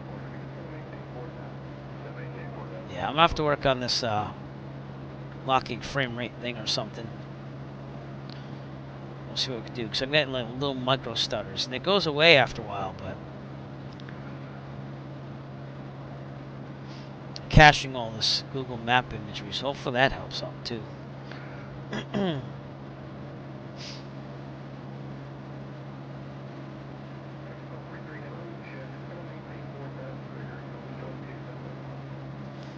We've downloaded 367,000, no, 300, but a little over 300,000 tiles of Google Map imagery flying out here. So, again, hopefully that will be saved, and I won't have to worry about it anymore.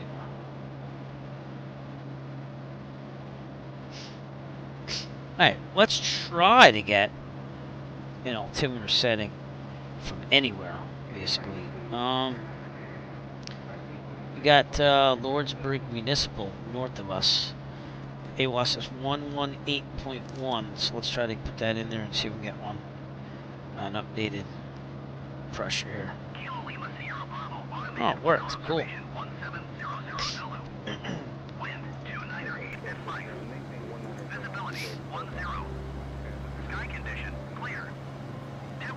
Beautiful weather. 3000.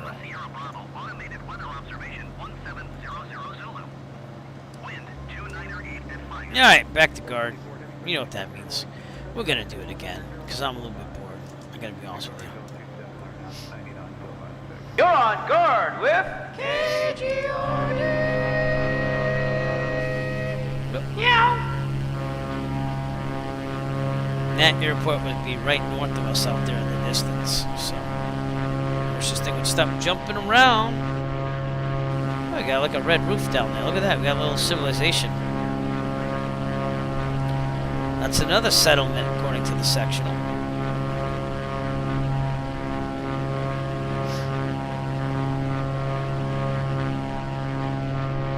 As we get closer to Tucson, got about 45 minutes to go. And Tucson would be a Class Charlie airport, so we would have to be in two-way communication. So we might have to do that if Albuquerque Center is still on, which it is. So as we get closer, we'll get in contact with them and make sure we're good. But Phoenix is slamming tonight. Look at that. Even Tucson, what do they got there for traffic? They got one plane down there. What is that? That's American Airlines 730. Tucson to Chicago, so he's been down there for a while.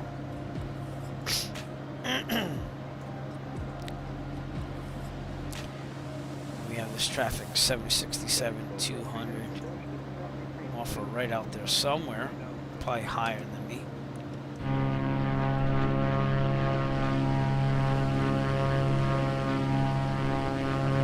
Can't really see him out there.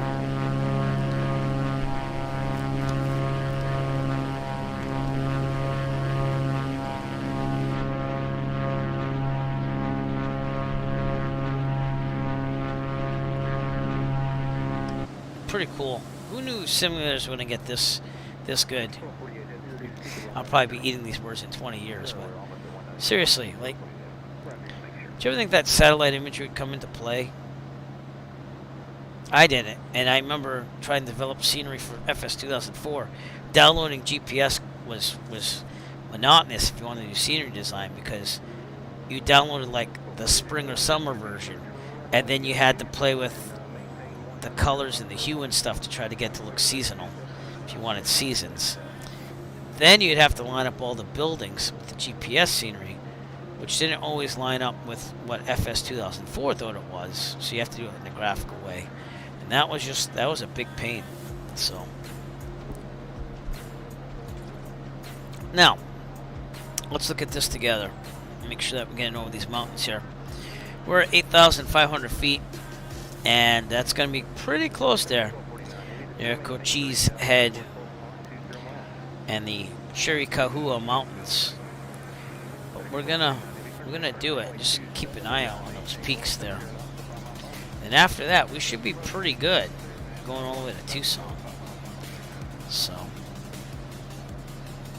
we started this flight all the way in Plymouth, Massachusetts. So fifth leg, and we're already out here.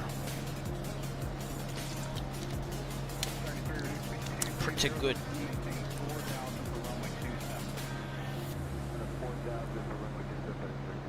You can get some imagery here on the left here.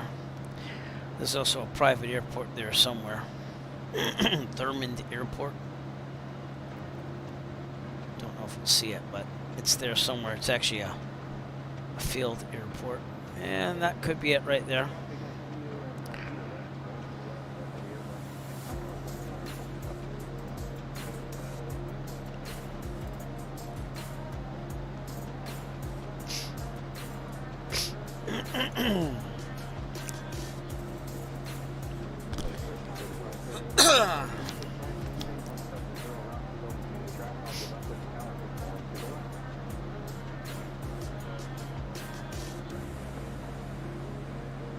Almost to Tucson.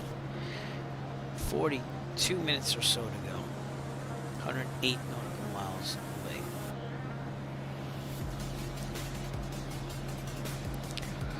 We didn't have this headwind, going a lot faster.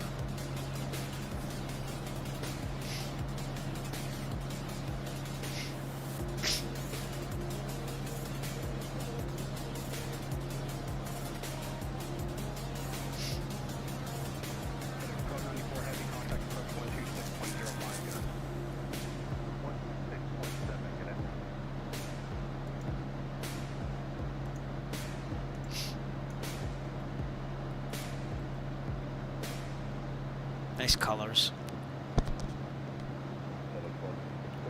Again, we'll keep an eye on these peaks here. One other cool thing, because I was stuck at a hospital all day, is nothing flight related, but this guy that's making a 3D rendered model of Epcot from 1982. Again, a little bit nerdy, but I think it's pretty cool. And he's rendering like everything inside. He just got done with the land, and like you can watch like some of the films from 19. It's really cool. It's called Futureport, and it's on through Discord. But brings back some memories. So the first time I went to Disney World was in 1987. It wasn't a lot different than 1982. Oh, excuse me. I had a lot more stuff than 1982, obviously, but it's kind of cool to see that when you were like 7 years old. And what it kind of looks like. So, and if anything, again, my mother and my brother aren't with me anymore, so it's kind of cool to relive those things because you're kind of there with them. So, but Futureport 82, search that up, and you can download like a 3D rendered version of Epcot from 1982. And it's a cool thing. He's constantly updating it, building it. The Journey into Imagination, the whole upstairs is done. And I was looking at that at the hospital today. I was like, that's pretty cool.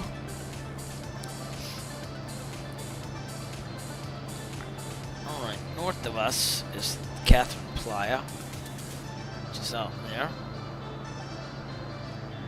But again, not tons to look at. We're about to go into Arizona, though. We're right on the border right now, so. And I'll announce it when we are in Arizona. We're almost there. About halfway up these mountains is where Arizona, the border for Arizona is.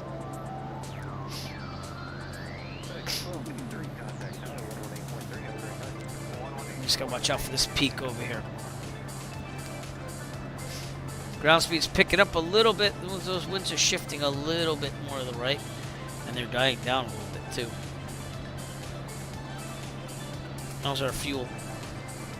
Probably go to the left right now, right? Yeah, let's go to the left. All right, we're on boost, and we're going to the left. There we go.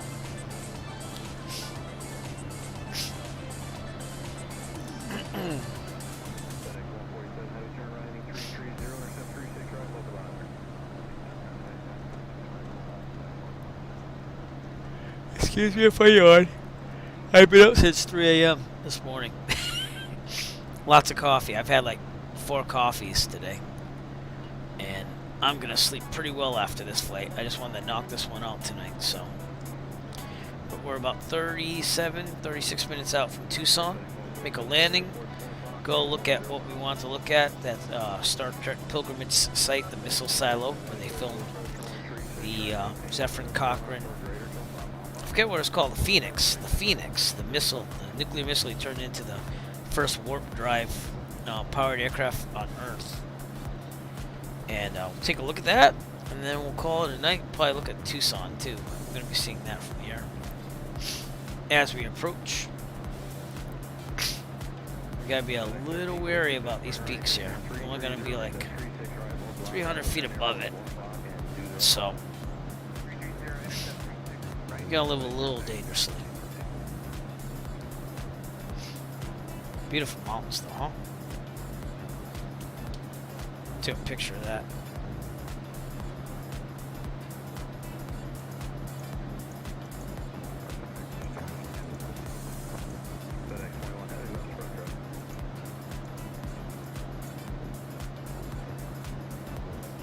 Ooh. Maybe I should put Zefram Cochrane in the cockpit. That would have been more interesting, but Jean Luc Picard is just epic and cool. Alright, I gotta blow my nose again. I'll be right back. Otto, take over.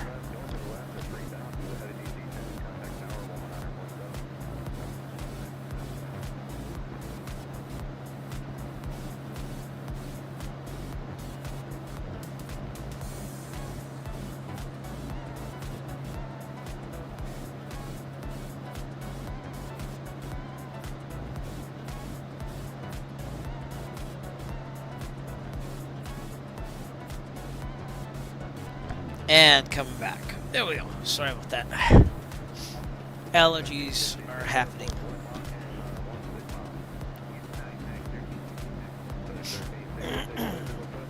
And again, these are the Chiricahua Mountains, if I'm pronouncing that right.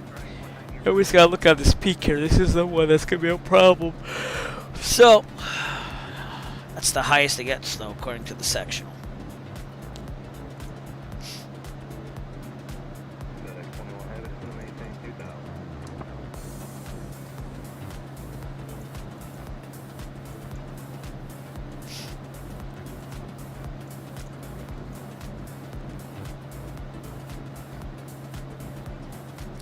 Down there, is that like a nothing? Okay, just checking.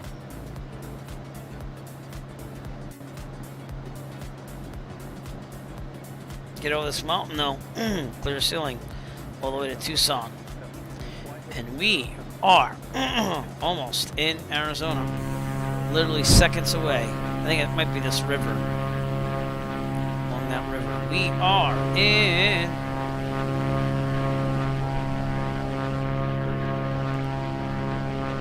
Arizona, everyone. Just crossed into it. So, goodbye, New Mexico. Hello, Arizona.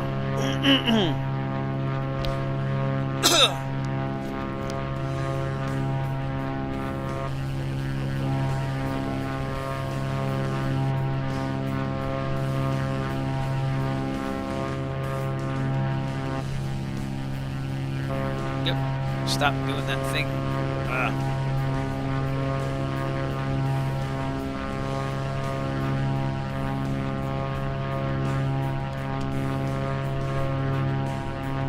Took a picture there of Cochise Head and Chiricahua Mountains. There's a national monument coming up too. I think we're gonna be decent. We're gonna be very close, but we're gonna be decent in these mountains.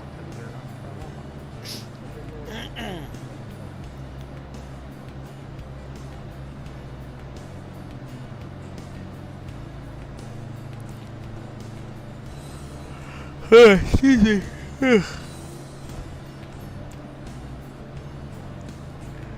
That's it. That's the highest peak right there. So.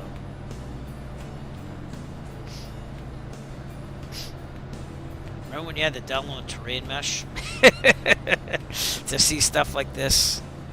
Now it's just the default terrain mesh with Google Maps imagery. Pretty nice.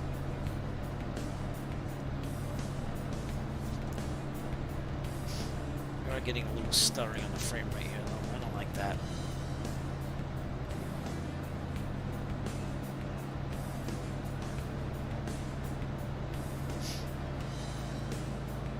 .64 to set of maintain 4,000, Aviation 170. 4,000, slow 170, repair press. You got a little wind effect off the mountains, too. 376 heavy, contact tower, 1.5. Good night, American 376.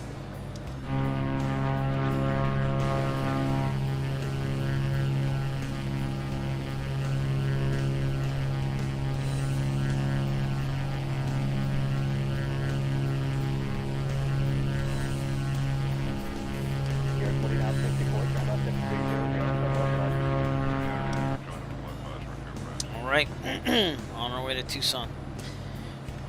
Big Wilcox Playa. It's like a dry bed, if you will.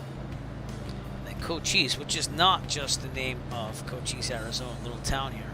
Cochise is a good song. Good song by, what you call it, Tom Morello and Audio Slave. With the late Chris Cornell. Good song. I like putting that in the car. Makes you feel all big and bad. So if you haven't heard that song, check it out. Cochise by Audio Slave. Good song.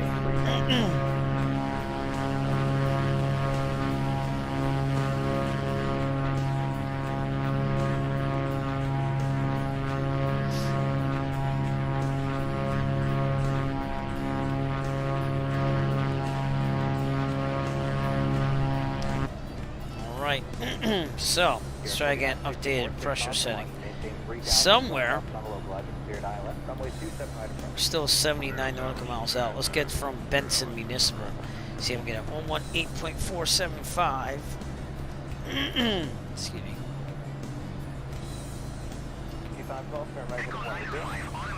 Yep, you can. Cool.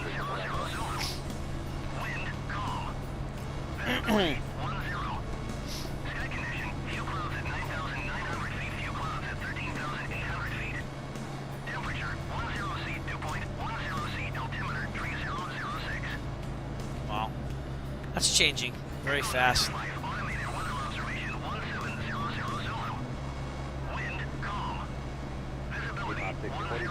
All right, back to guard. And that's right outside Tucson, so we should be close to that pressure setting when we get there.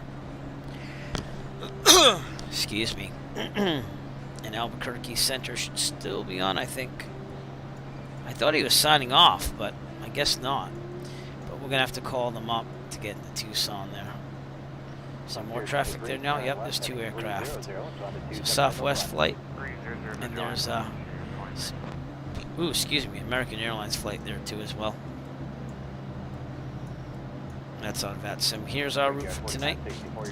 Again, we departed Roswell. We went past the White Sands, New Mexico missile range to El Paso, and now we're going direct to Tucson. Almost there, so Blue Streak 5512, turn right heading 240, localizer, descend to maintain 3000. Right to 240, join the localizer and down to 3000. VFR the whole time tonight. The weather's been awesome. Not real well timed, but we're over weather, and the weather's just clear. A couple clouds here and there, so can't complain about that.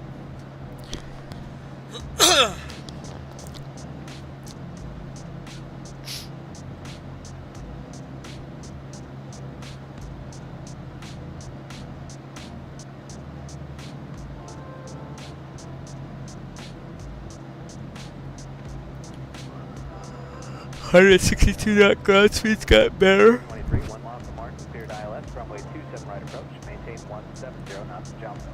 170 Delta, cleared ILS, 27 right, frontier 23.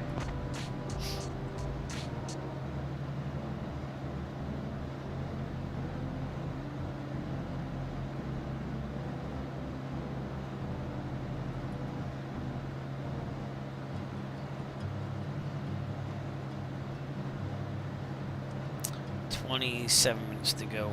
Probably getting ATIS out of 5512, turn right heading 300 and on localizer. Tucson pretty soon. 30, localizer, Blue Streak 55. Probably not pretty soon, actually. We'll get it like 35, 30 nautical miles out. And then we'll get Albuquerque Center in there. Let's get them tuned up and ready to go. Then we stand by at COM 1. And that was 132.8. So let's get them ready.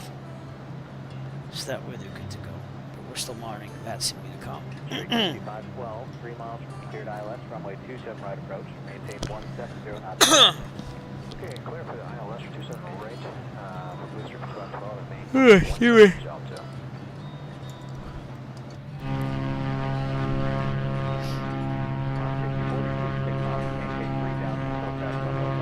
Seems to have a little shadow here. Are there clouds up there? No.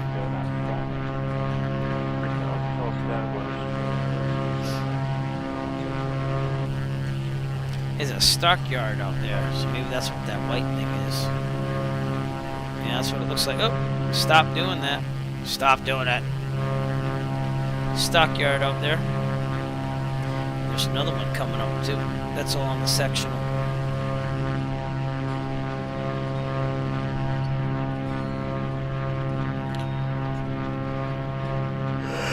Oh, yeah. Oof. 512, contact tower, 118.5. 118.5, Blue Streak 512.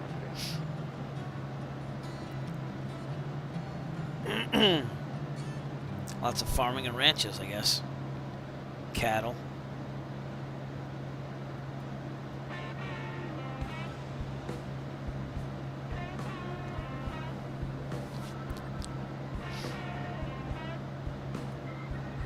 On 6042, contact tower, 118.5. 55,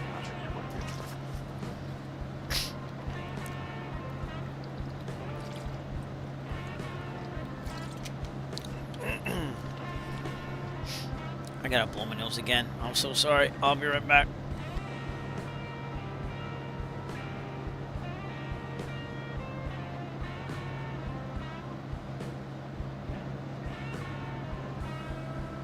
Brickyard 4964, contact tower, 118.5. Good night.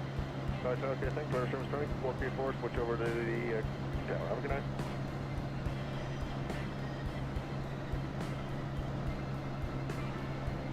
On 6042, turn right heading 240. All right. Coming back with you. I turn 240, join 57 right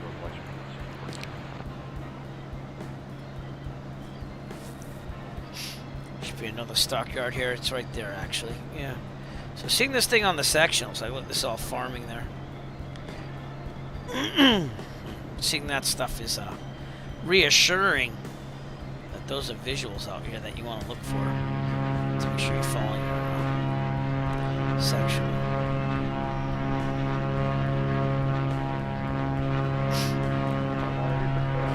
Oh.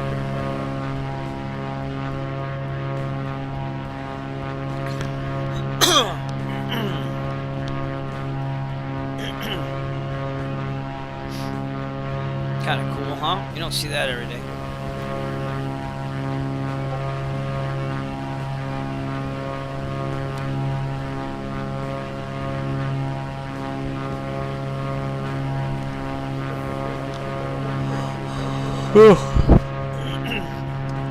Tucson, 22 minutes away.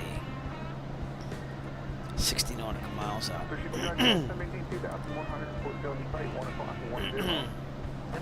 God. Allergies acting up once again. Why did I suspend? What was that suspend button? Yeah, there we go. Alright, we got nav. Okay. Wondering why it said suspend. No clue.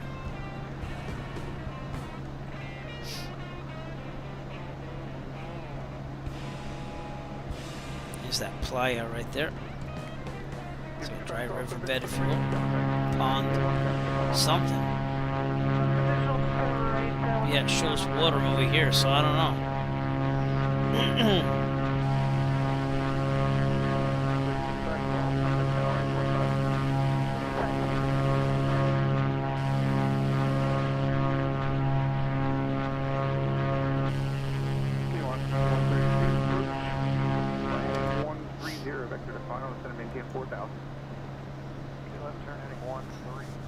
Okay. Getting there.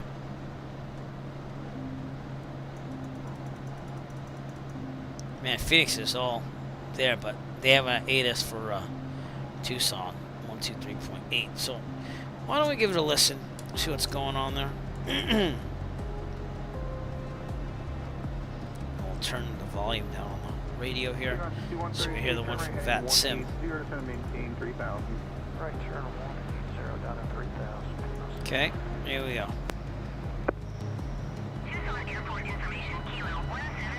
Tucson International Airport native information Juliet 0353 Zulu. Wind 330 at 5, visibility 100, clear temperature 132.-3, altimeter 3010. Visual approaches in use. Landing and departing runway 29 right. Notices to air mission.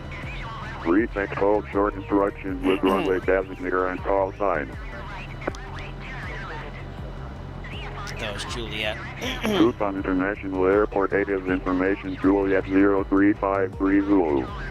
Wind 330 at 5, visibility 100, clear temperature 132.-3, altimeter 3010. Visual approaches Let's get in the use. temperature and we all set. Landing and departing runway 29 right. Notices to air mission. Retake hold short instructions with runway designator and call sign. Tucson International Airport native information Juliet 0353 Zulu. Wind 330 at 5, visibility 100, clear temperature 132.-3, altimeter 3010. So, I Visual wrote that on my approaches in tablet. I know you can't see Landing it, and departing runway 29 but right. I take my stylus and I write Notices right to on air the diagram mission. area. Retake hold short instructions with runway designator and call sign. Tucson International Airport native information Juliet 0353 Zulu.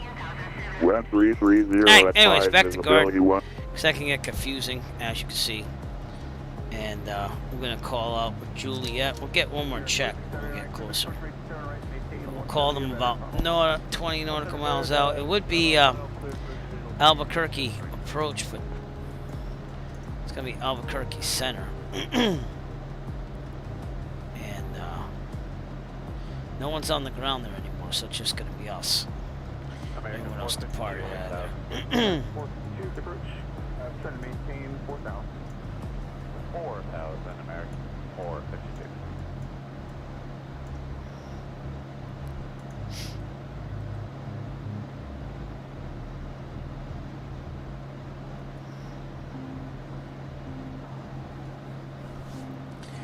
All right, make this happen.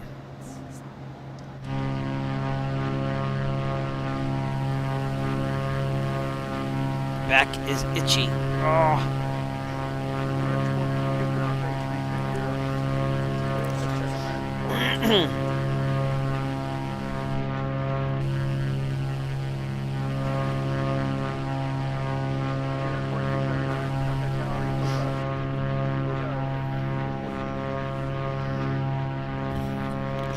the other thing we gotta do is we gotta plan out where we're gonna park there.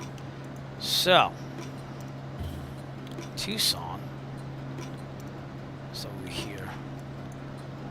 And I usually look at Google Maps. Like, I have the chart. Maintain 2,100. Report field site 10 o'clock 10. So, it's one of these ramps that has an FBO. Excuse me. And,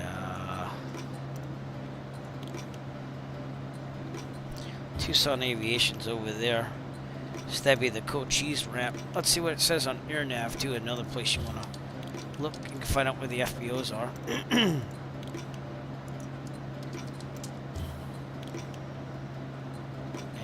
Atlantic is there. Yes, that'd be the Cochise ramp. Yeah. Clear visual 27 right. 170 to 5 out. Exit 452.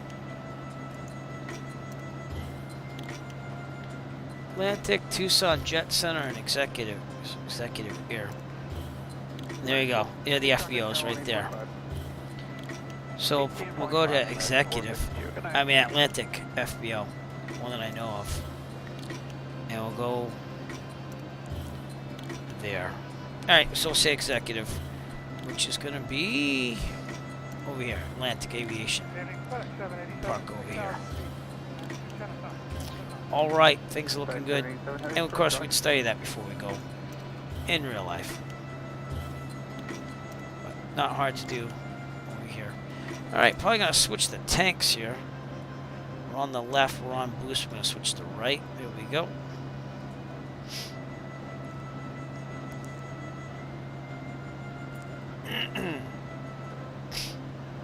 And turn the tablet off. 787 heavy, 7 maintain 4,000. Peaks up ahead are at 6,000. However, there's Rincon Peak at 8,000 over there. So we'll have to take a look and make sure we're okay. If not, we'll head slightly south. And that Benson Municipal that we called in for pressure reading is somewhere out there. 787 heavy, turn right heading So try to look for that as we go by too. 2,100. Heading on 180 to 2,100.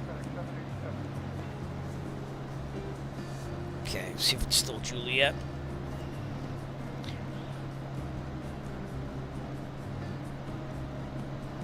Oh, wrong thing. Com 2. Web 330 at 5, visibility 100, clear, temperature 132.3, altimeter 3010. Visual approach is in use. Landing and departing runway 29 right. Notices to air mission. Read may hold short instructions with runway designator and call sign. Alright, so anyways, that ATIS is still current. Clear for the visual, 27 right, 170 to 5 miles per hour. 29 right is a little bit off to our left.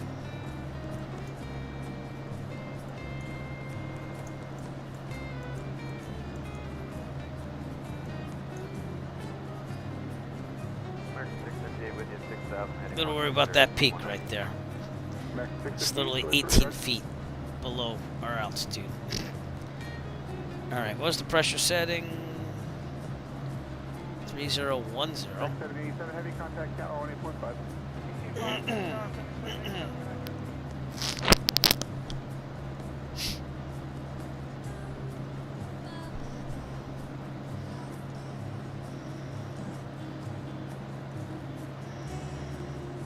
Benson Municipal should be right off our left over here somewhere.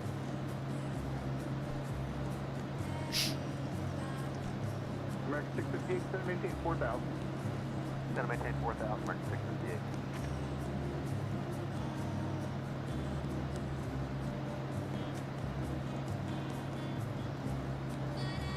American 658, turn right heading 180, then maintain 2,100. Heading 180 down to 2,100, American 658.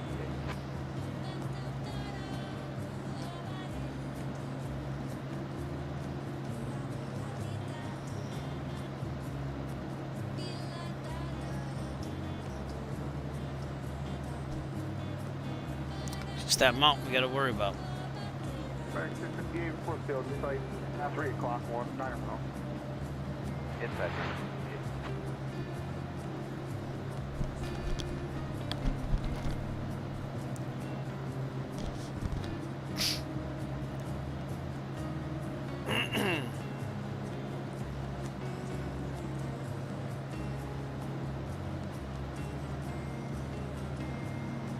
There it is right there. Benson Municipal.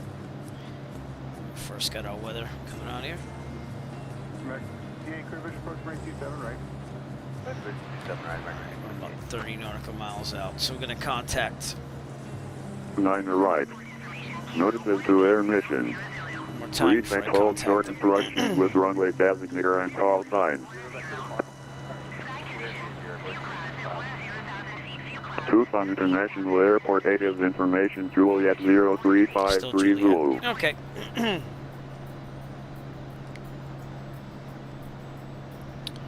Alright, let's contact them now. Get some, get in there. 483, read back correct, hold for release, advise number 1 for departure. Okay. Final American 2899. Albuquerque Center, November 489er, Echo Foxtrot. November 489er, Echo Foxtrot, Albuquerque Center, go ahead. Sierra Echo Foxtrot, we're 30 nautical miles to the east of Tucson with Juliet. Full stop, please. American 68, contact tower 145. Citation 9er, Echo Foxtrot, squawk 0775. Can you say that one more time for 9 Echo Foxtrot? Citation 9er, Echo Foxtrot, squawk 0775. 0775, 9 Echo Foxtrot. Albuquerque Center, Southwest 575, 85 for block. So they can see me. Southwest 575, 9000 for step away for 50. Set the Texas head. 35, go ahead. Heading. Center, Texas 35, we'd like to step away for 20 minutes. Well, a little bit to the left here. I'm getting a little worried there. But that's Rincon Peak. Texas 35, We've been here before. Should report back. I remember seeing that before. So. Call back, Texas 35. Albuquerque Southwest, calling Albuquerque Center, go ahead. I'm also got to turn off this First, ATC stuff. Southwest calling Albuquerque Center, go ahead. Southwest 32, flight level 330.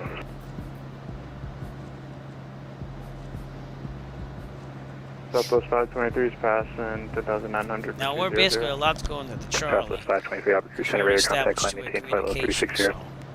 360, Southwest 523. Southwest 281, Albuquerque Center, wind 340 at 3, runway 26, clear for takeoff. Runway 26, clear for takeoff, Southwest 281, thanks.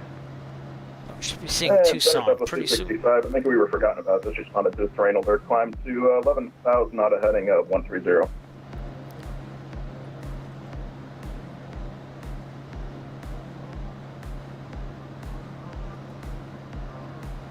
And Albuquerque Center, Southwest 2232, trying you again, flight level 330.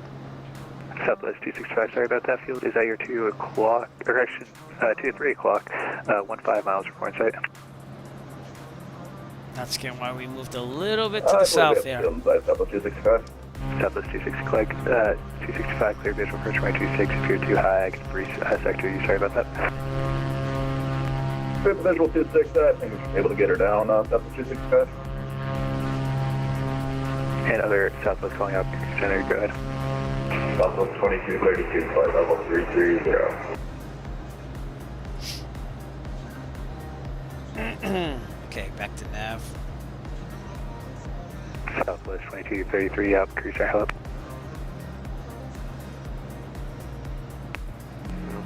Albuquerque citation 48330 for departure. Power altitude's about With 2,700-ish. regards to the Start 1,000 doing climb our requirement, descent, actually. the obstacle departure procedure's got to climb to 10,300.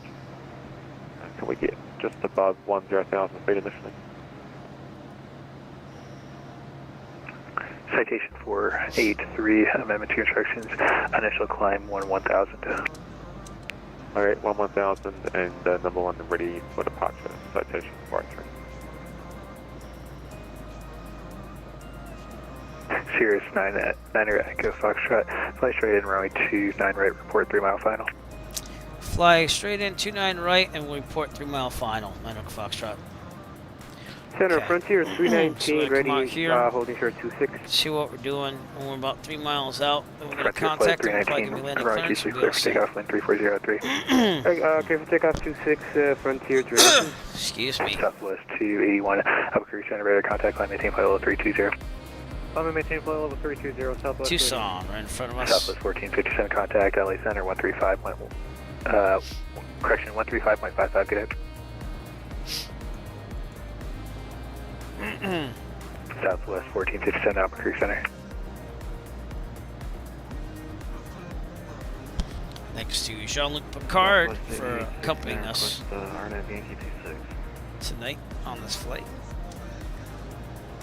And we're gonna try to get down to 2,700 feet. Here. Albuquerque Center, American 35, request descent, Salmon 3. Southwest 863, 9, cross cry, 9 9000 cleared, RNAV Yankee runway 26. Cleared RNAV Yankee 26. Excuse me. Southwest 265, runway 26, cleared land, wind correction 3403. That looks like the airport right there. 26, clear to land, Southwest 265. American 35, descend via Salmon 3, arrival, El Paso, Timber, 2907. Have Ada stand, descend on the Salmon 3, American 35, thanks. Albuquerque Center, good evening. Southwest 898, flight level 290.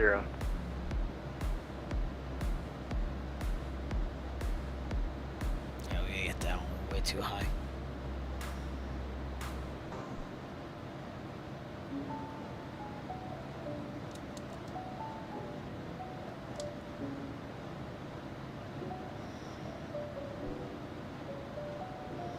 $60 nautical miles out.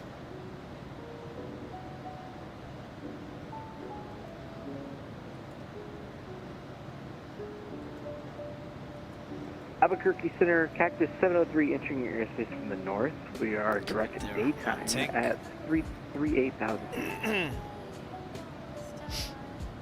Cactus 703, Albuquerque Center, Hello Squawk 0760. 0760, Cactus 703. Albuquerque Center, good evening. Southwest 898, flight level 290. Southwest 898, Albuquerque Center, hello. And Southwest 8869, your number 2, runway 26, clear to land, wind 3403. Cleared land 26, Southwest 8869. Citation 483, ready for departure. Maybe that's it out there. We gotta be careful because there's another airport just north of that. That's Monthan Air Force Base. Kilo Delta. Citation Alpha. 58483, Albuquerque Center. You are released for departure. Report airborne this frequency. Release departure card, citation 483. Getting down there. Slowing down. 1343, like the RNAV Yankee 26. Okay. Flap extension speed 119. Southwest 1343, cross Right. Yep, that's 104 cleared, RNAV full. Yankee right 26. We want to land The about RNAV Yankee 85. 26, Southwest 1343. Albuquerque And Center, Cactus 703. should be out there. Just can't see it yet 'cause it's 12 miles out.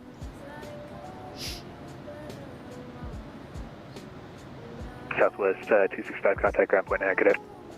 Ground point 9, Southwest 265, we'll see, have a good one.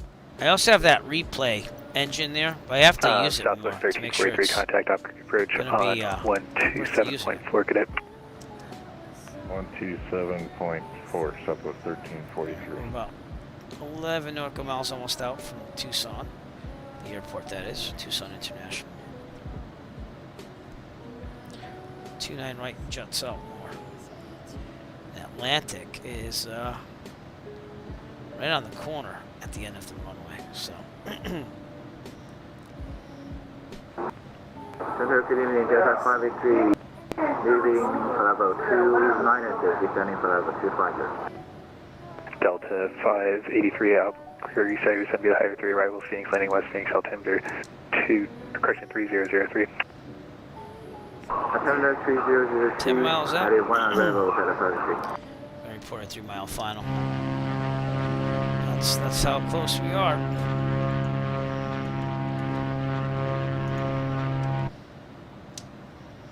Thank Cactus 703, minimum correction, recycle transponder, squawk 1434.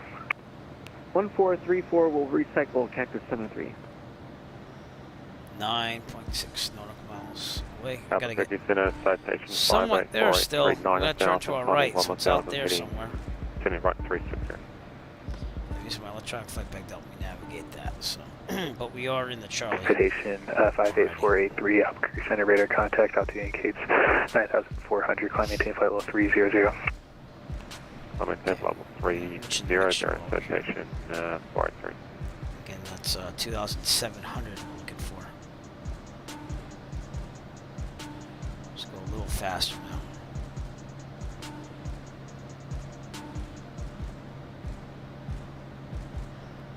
Okay, gas on the carriage mixture problem flaps. Sirius 9 Acre Foxtrot, right 29 right, clear to land, wind 330 at 5. Clear to land, 29 right, 9 Rick Foxtrot. Okay. And the reason why they ask you for 3 nautical miles is because if they didn't get to you, you're gonna let them know that you're here and doing this still. They do that in real life too. Radar contact, flight level 380. Okay. Center, are we clear for our Almost in cruise? Frontier 219. Glad so. There's the airport right there. So we're gonna land on the Sentinel right. 16 Alpha Mike 11 South. 29 on right, clear to land, and then we're gonna call for a taxi to Atlantic. 6 Alpha Mike up, cruise center, hello, climb maintain flight level 380, correction 280. 280, 6 Alpha Mike. And West 3010, right? Frontier flight 319 up, cruise center, climb maintain flight level That's 360. why I write down all that stuff 360 Frontier 219. to make sure we are good. We do have visual of the airport. It could be a little bit lower. Southwest 898, approaching top of center. Okay, we get about 5 nautical miles or so. We'll put the flaps in. Southwest 898, Albuquerque Center, direction via the Breezer 1, arrival Phoenix, landing West Phoenix, altimeter 3003. 03, landing west. That's our and runway right there, so you can see it Southwest visually. 898. Okay, Albuquerque 50% Center, flaps, Cactus 1 to 73, I think we're 119. getting close to a It's gonna slow us constraint down. here. Angle down. Cactus 703, descend via the Sandia 4, Phoenix, correction, I'm gonna go full Albuquerque, landing return, west, make sure we Albuquerque, don't bump altimeter here, 2996. Okay, clear down the Sabina 4 approach, Albuquerque 299. We're gonna land this thing. Cactus 73. Southwest 8869, welcome Albuquerque, turn right when able, contact ground point Niagara.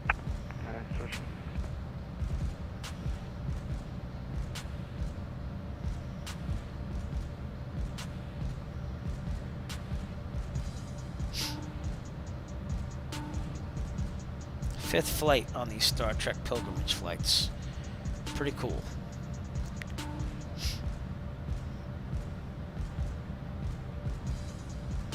We're already ready to do full flaps when we need it, so.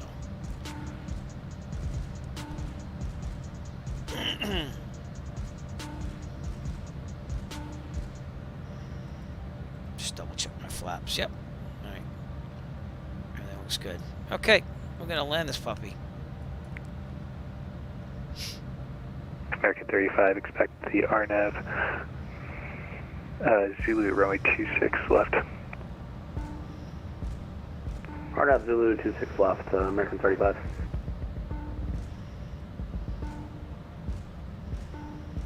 Okay, full flaps.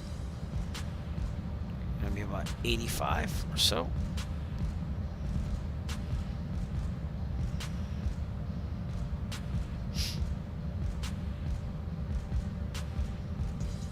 A little bit more throttle, keep it at 85.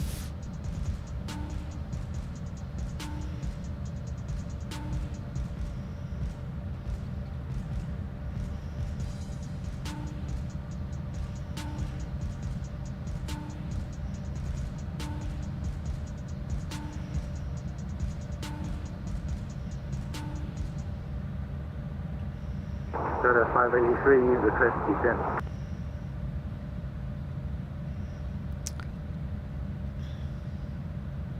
Southwest 583, descend via the Hyder 1, arrival Phoenix, landing West Phoenix, altimeter 3003.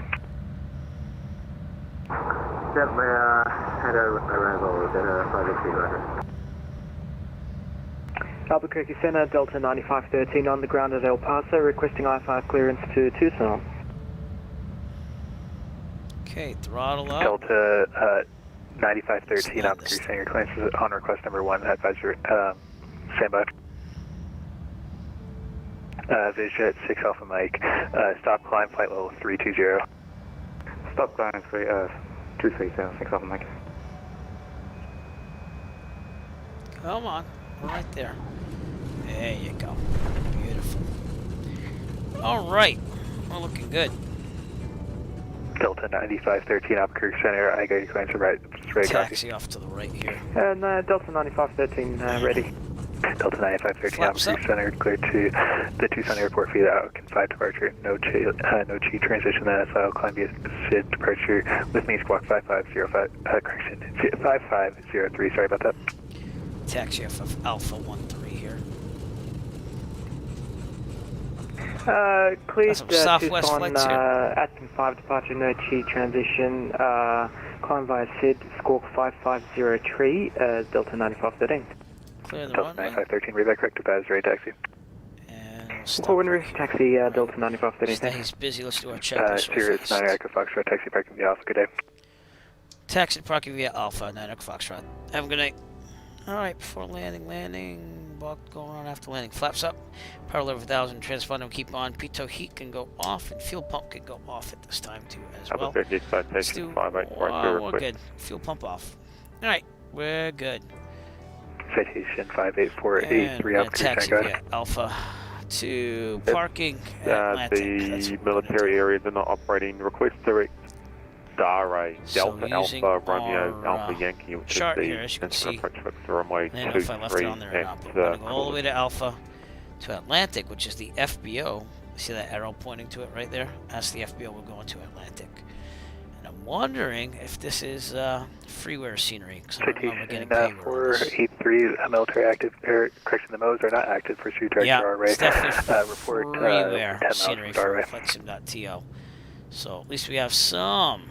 Okay, we'll proceed direct Scenery array here. and citation. Flight through a fleet top of thing. And we're going right past the main Albuquerque Center, terminal good there. evening, November 4, correction, TBM 694, Papa Bravo, and flight level 270, direct Skull for at 250 at Skull. We're the only aircraft on VATSIM here, so that's FSLTL traffic right there.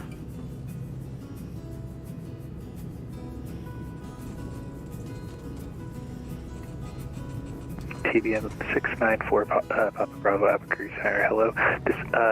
Descend maintain flight level. Pretty cool. Welcome to 200. Tucson, everybody. Get down at 200 for TBM 694, Papa Bravo. Viz Jet 6 Alpha Mike, climb maintain flight level Kind of 280. cool to see all that stuff, huh? Vision Jet 6 Alpha Mike. Delta 583 contact, Phoenix Perch on 128.65, good day. Got Tucson right on the air traffic control tower there. That's pretty cool. I don't know what the heck that little sound was. But we're taxiing to the Atlantic FBO here. And American 480. Atlantic is an FBO I know of. I haven't used it yet. Hello, climb maintain flight level 220. 220 American 480. Southwest 898 up cruise center. Contact Phoenix Perch 128.65, good day. 2865, have a good night, Southwest. Truck here. Albuquerque Center, United There's Atlantic right there, so they even have it marked there. That's pretty cool. 2000 for flight level 210. Nice. Yeah, Oh. 623 up So cruise the center. freeware scenery is pretty nice. And that's all restricted area over there, and you can tell why, because that's where the American jets 35 are. cross at So, alright, we're going to take a right here onto Delta. I repeat for American 35, sorry. No worries, American 35, cross, sorry, at 8,000, clear, Literally RNS the next right into Atlantic, 26 left. which is over here. Cross That's right. start at 8,000 and cleared RNAV 26 left for American 35. Center Southwest 2232, requesting dismount. We've been talking with you for a while, but we keep getting contact me. Okay, strobe's off, so I don't blind. Oh, wait, no, strobe's got to stay on this model. That's right. Alright, we're going to pull this again. Southwest let's go the other 2232 side. up Go to cruise the center, right hello, with that squawk plane right 0772. there. Pretty nice freeware scenery. You can't go wrong with this one. Oh, look, there's a Southwest jet leaving too. Citation 58483, top 15. That's pretty cool. Nice. Alright, let's park it, and then we're going to go check out the missile silo site. Citation 483, descent, maintain 5,800, cross Star Trek First Contact. Star rate at 5,800. Warp the Phoenix. Ship scenes, Star rate 5,800. So, alright, Atlantic, here we are. 483. Southwest 2232, Albuquerque Center, radar contact, descend via the Eagle 6 Rival Phoenix. Alright, we already did the after landing. 3003. So now it's just a shutdown switch that we need to do. Good, pretty good, we'll park it right there. Okay, shutdown, avionics switches off. Eagle 6 Rival Phoenix, Turn off all lights except for strobe. Fuel pump is off. We've got a mixture cut off now. So we're going to yank the mixture out. Yep. Yeah, I want you to see that. So here we go. Full lean. Okay, that's going to pop up our message there. We flew for about 2.5 hours tonight. We'll wait for it to stop. Got to turn the mags off. And then the alternator, and then the battery. And then the strobes, and then the parking switch. And we're not done. We're going to go check out the missile silo site. The Tucson, where is it? Give me a second here. The Titan Missile Museum in Tucson, Arizona. But let's look at the airport, because this is a freeway airport. That's actually done pretty well, if you ask me. And we're not doing track IR. We're not doing drone follow mode. My Toby eye tracker is below, so I guess it's not picking up. I gotta get everything together here. But here's Tucson International Air. We're right outside the Atlantic FBO. There's like 3 FBOs here. So there's one over here where it says Cessna, which is Premier or something like that. There's an FBO here and an FBO over here. So they did a nice job of modeling this thing. Look at this air traffic control tower. Look at that thing. That's pretty nice too. I'm going to take a picture of that. Yeah. Very nice job. We got some. This is the main terminal over here. I doubt they modeled the inside, but we're going to take a look. But for a freeway scenery, it's pretty decent. And then north of the airport is downtown Tucson, which is down over there. So let's take a look at it here. That's runway 3.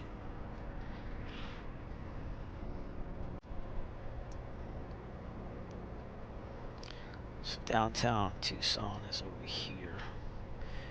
Over there. So, oh, did that jumping thing again. There are the buildings in the distance there. I don't know if any of this is scenery. I don't think it is. I think it's just a normal scenery. But we'll take a look at it. It's downtown Tucson. It's still loading stuff. I'm going to try to solve these jitters later on. There you go. It's loading up still.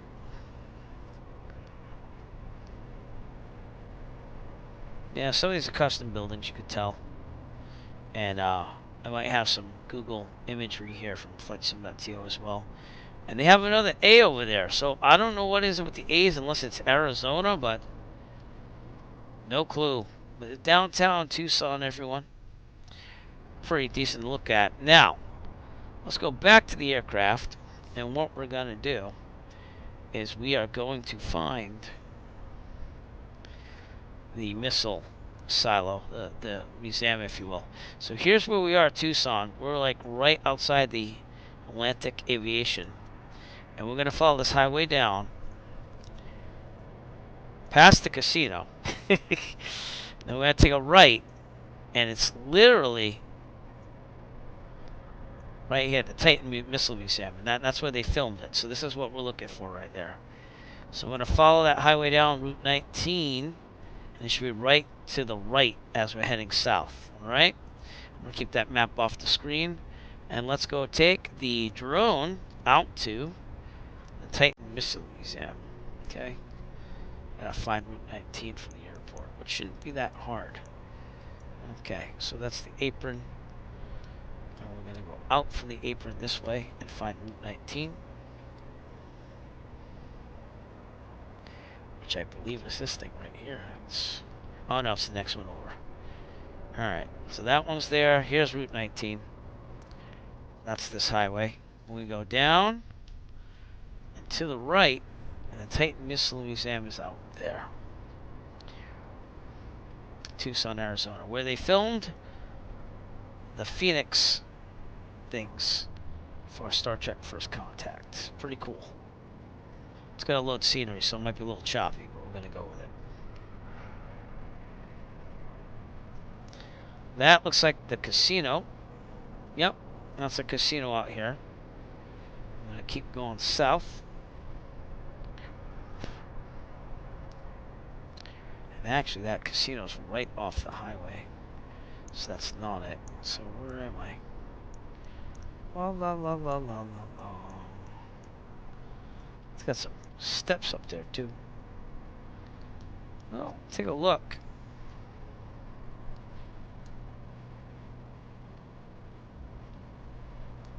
It's actually outside these little quarry things here. Here it is, right there. It's that's the Titan Missile Museum right there. So we found it, everybody.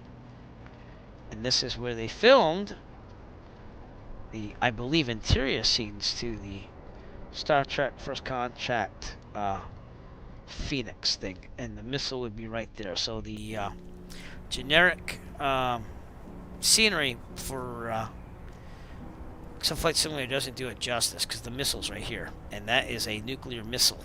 I'm going to read what I got here. So even non-Trekkies will be fascinated by the site, which preserves an actual nuclear missile silo. The National Historic Landmark is the sole remaining intercontinental complex in the country, and it also happens to appear in scenes from the 1996 film Star Trek First Contact. I said contract again. Oh my God. That's where it is, and that's right outside Tucson, Arizona. That's what you're seeing there. Kind of intrigued by these little quarries here left and right. What the heck is that thing? No clue. But so that's it. That's what we came here for. That was our theme for tonight. And that's where we're going to leave you from tonight. Unless you want to go downtown Tucson again. You let me know in chat. And I'll do what you want me to do. But thank you, Ray. Thank you. I just got to your thing there. Thank you for your nice comments about my landing. I tried. I did a pretty good one on the Cirrus. Have not flown a Cirrus in real life. Hope to. Once I get my instrument ratings, the training's supposed to be easier. But thank you. All right, let's go down. I want to go downtown Tucson. So let's go back to the airport again. Freeware scenery, by the way, flightsim.to. It's really good for Tucson. Right outside the Atlantic FBO. And I'm sorry that everything is choppy. I got to work on this a little bit. But let's see, north. That'd be this way. I'm going to leave you from downtown Tucson tonight. Which is over there. You can see the buildings out there in the distance. It's a nice little backdrop. And what we'll do is we'll shift around and get the airport in the background too as well. Okay, I don't know why it's doing that little shifty thing, but I'll work on it. So, we're going to leave you from Tucson, Arizona tonight. It's the 5th Star Trek pilgrimage flight that we've done.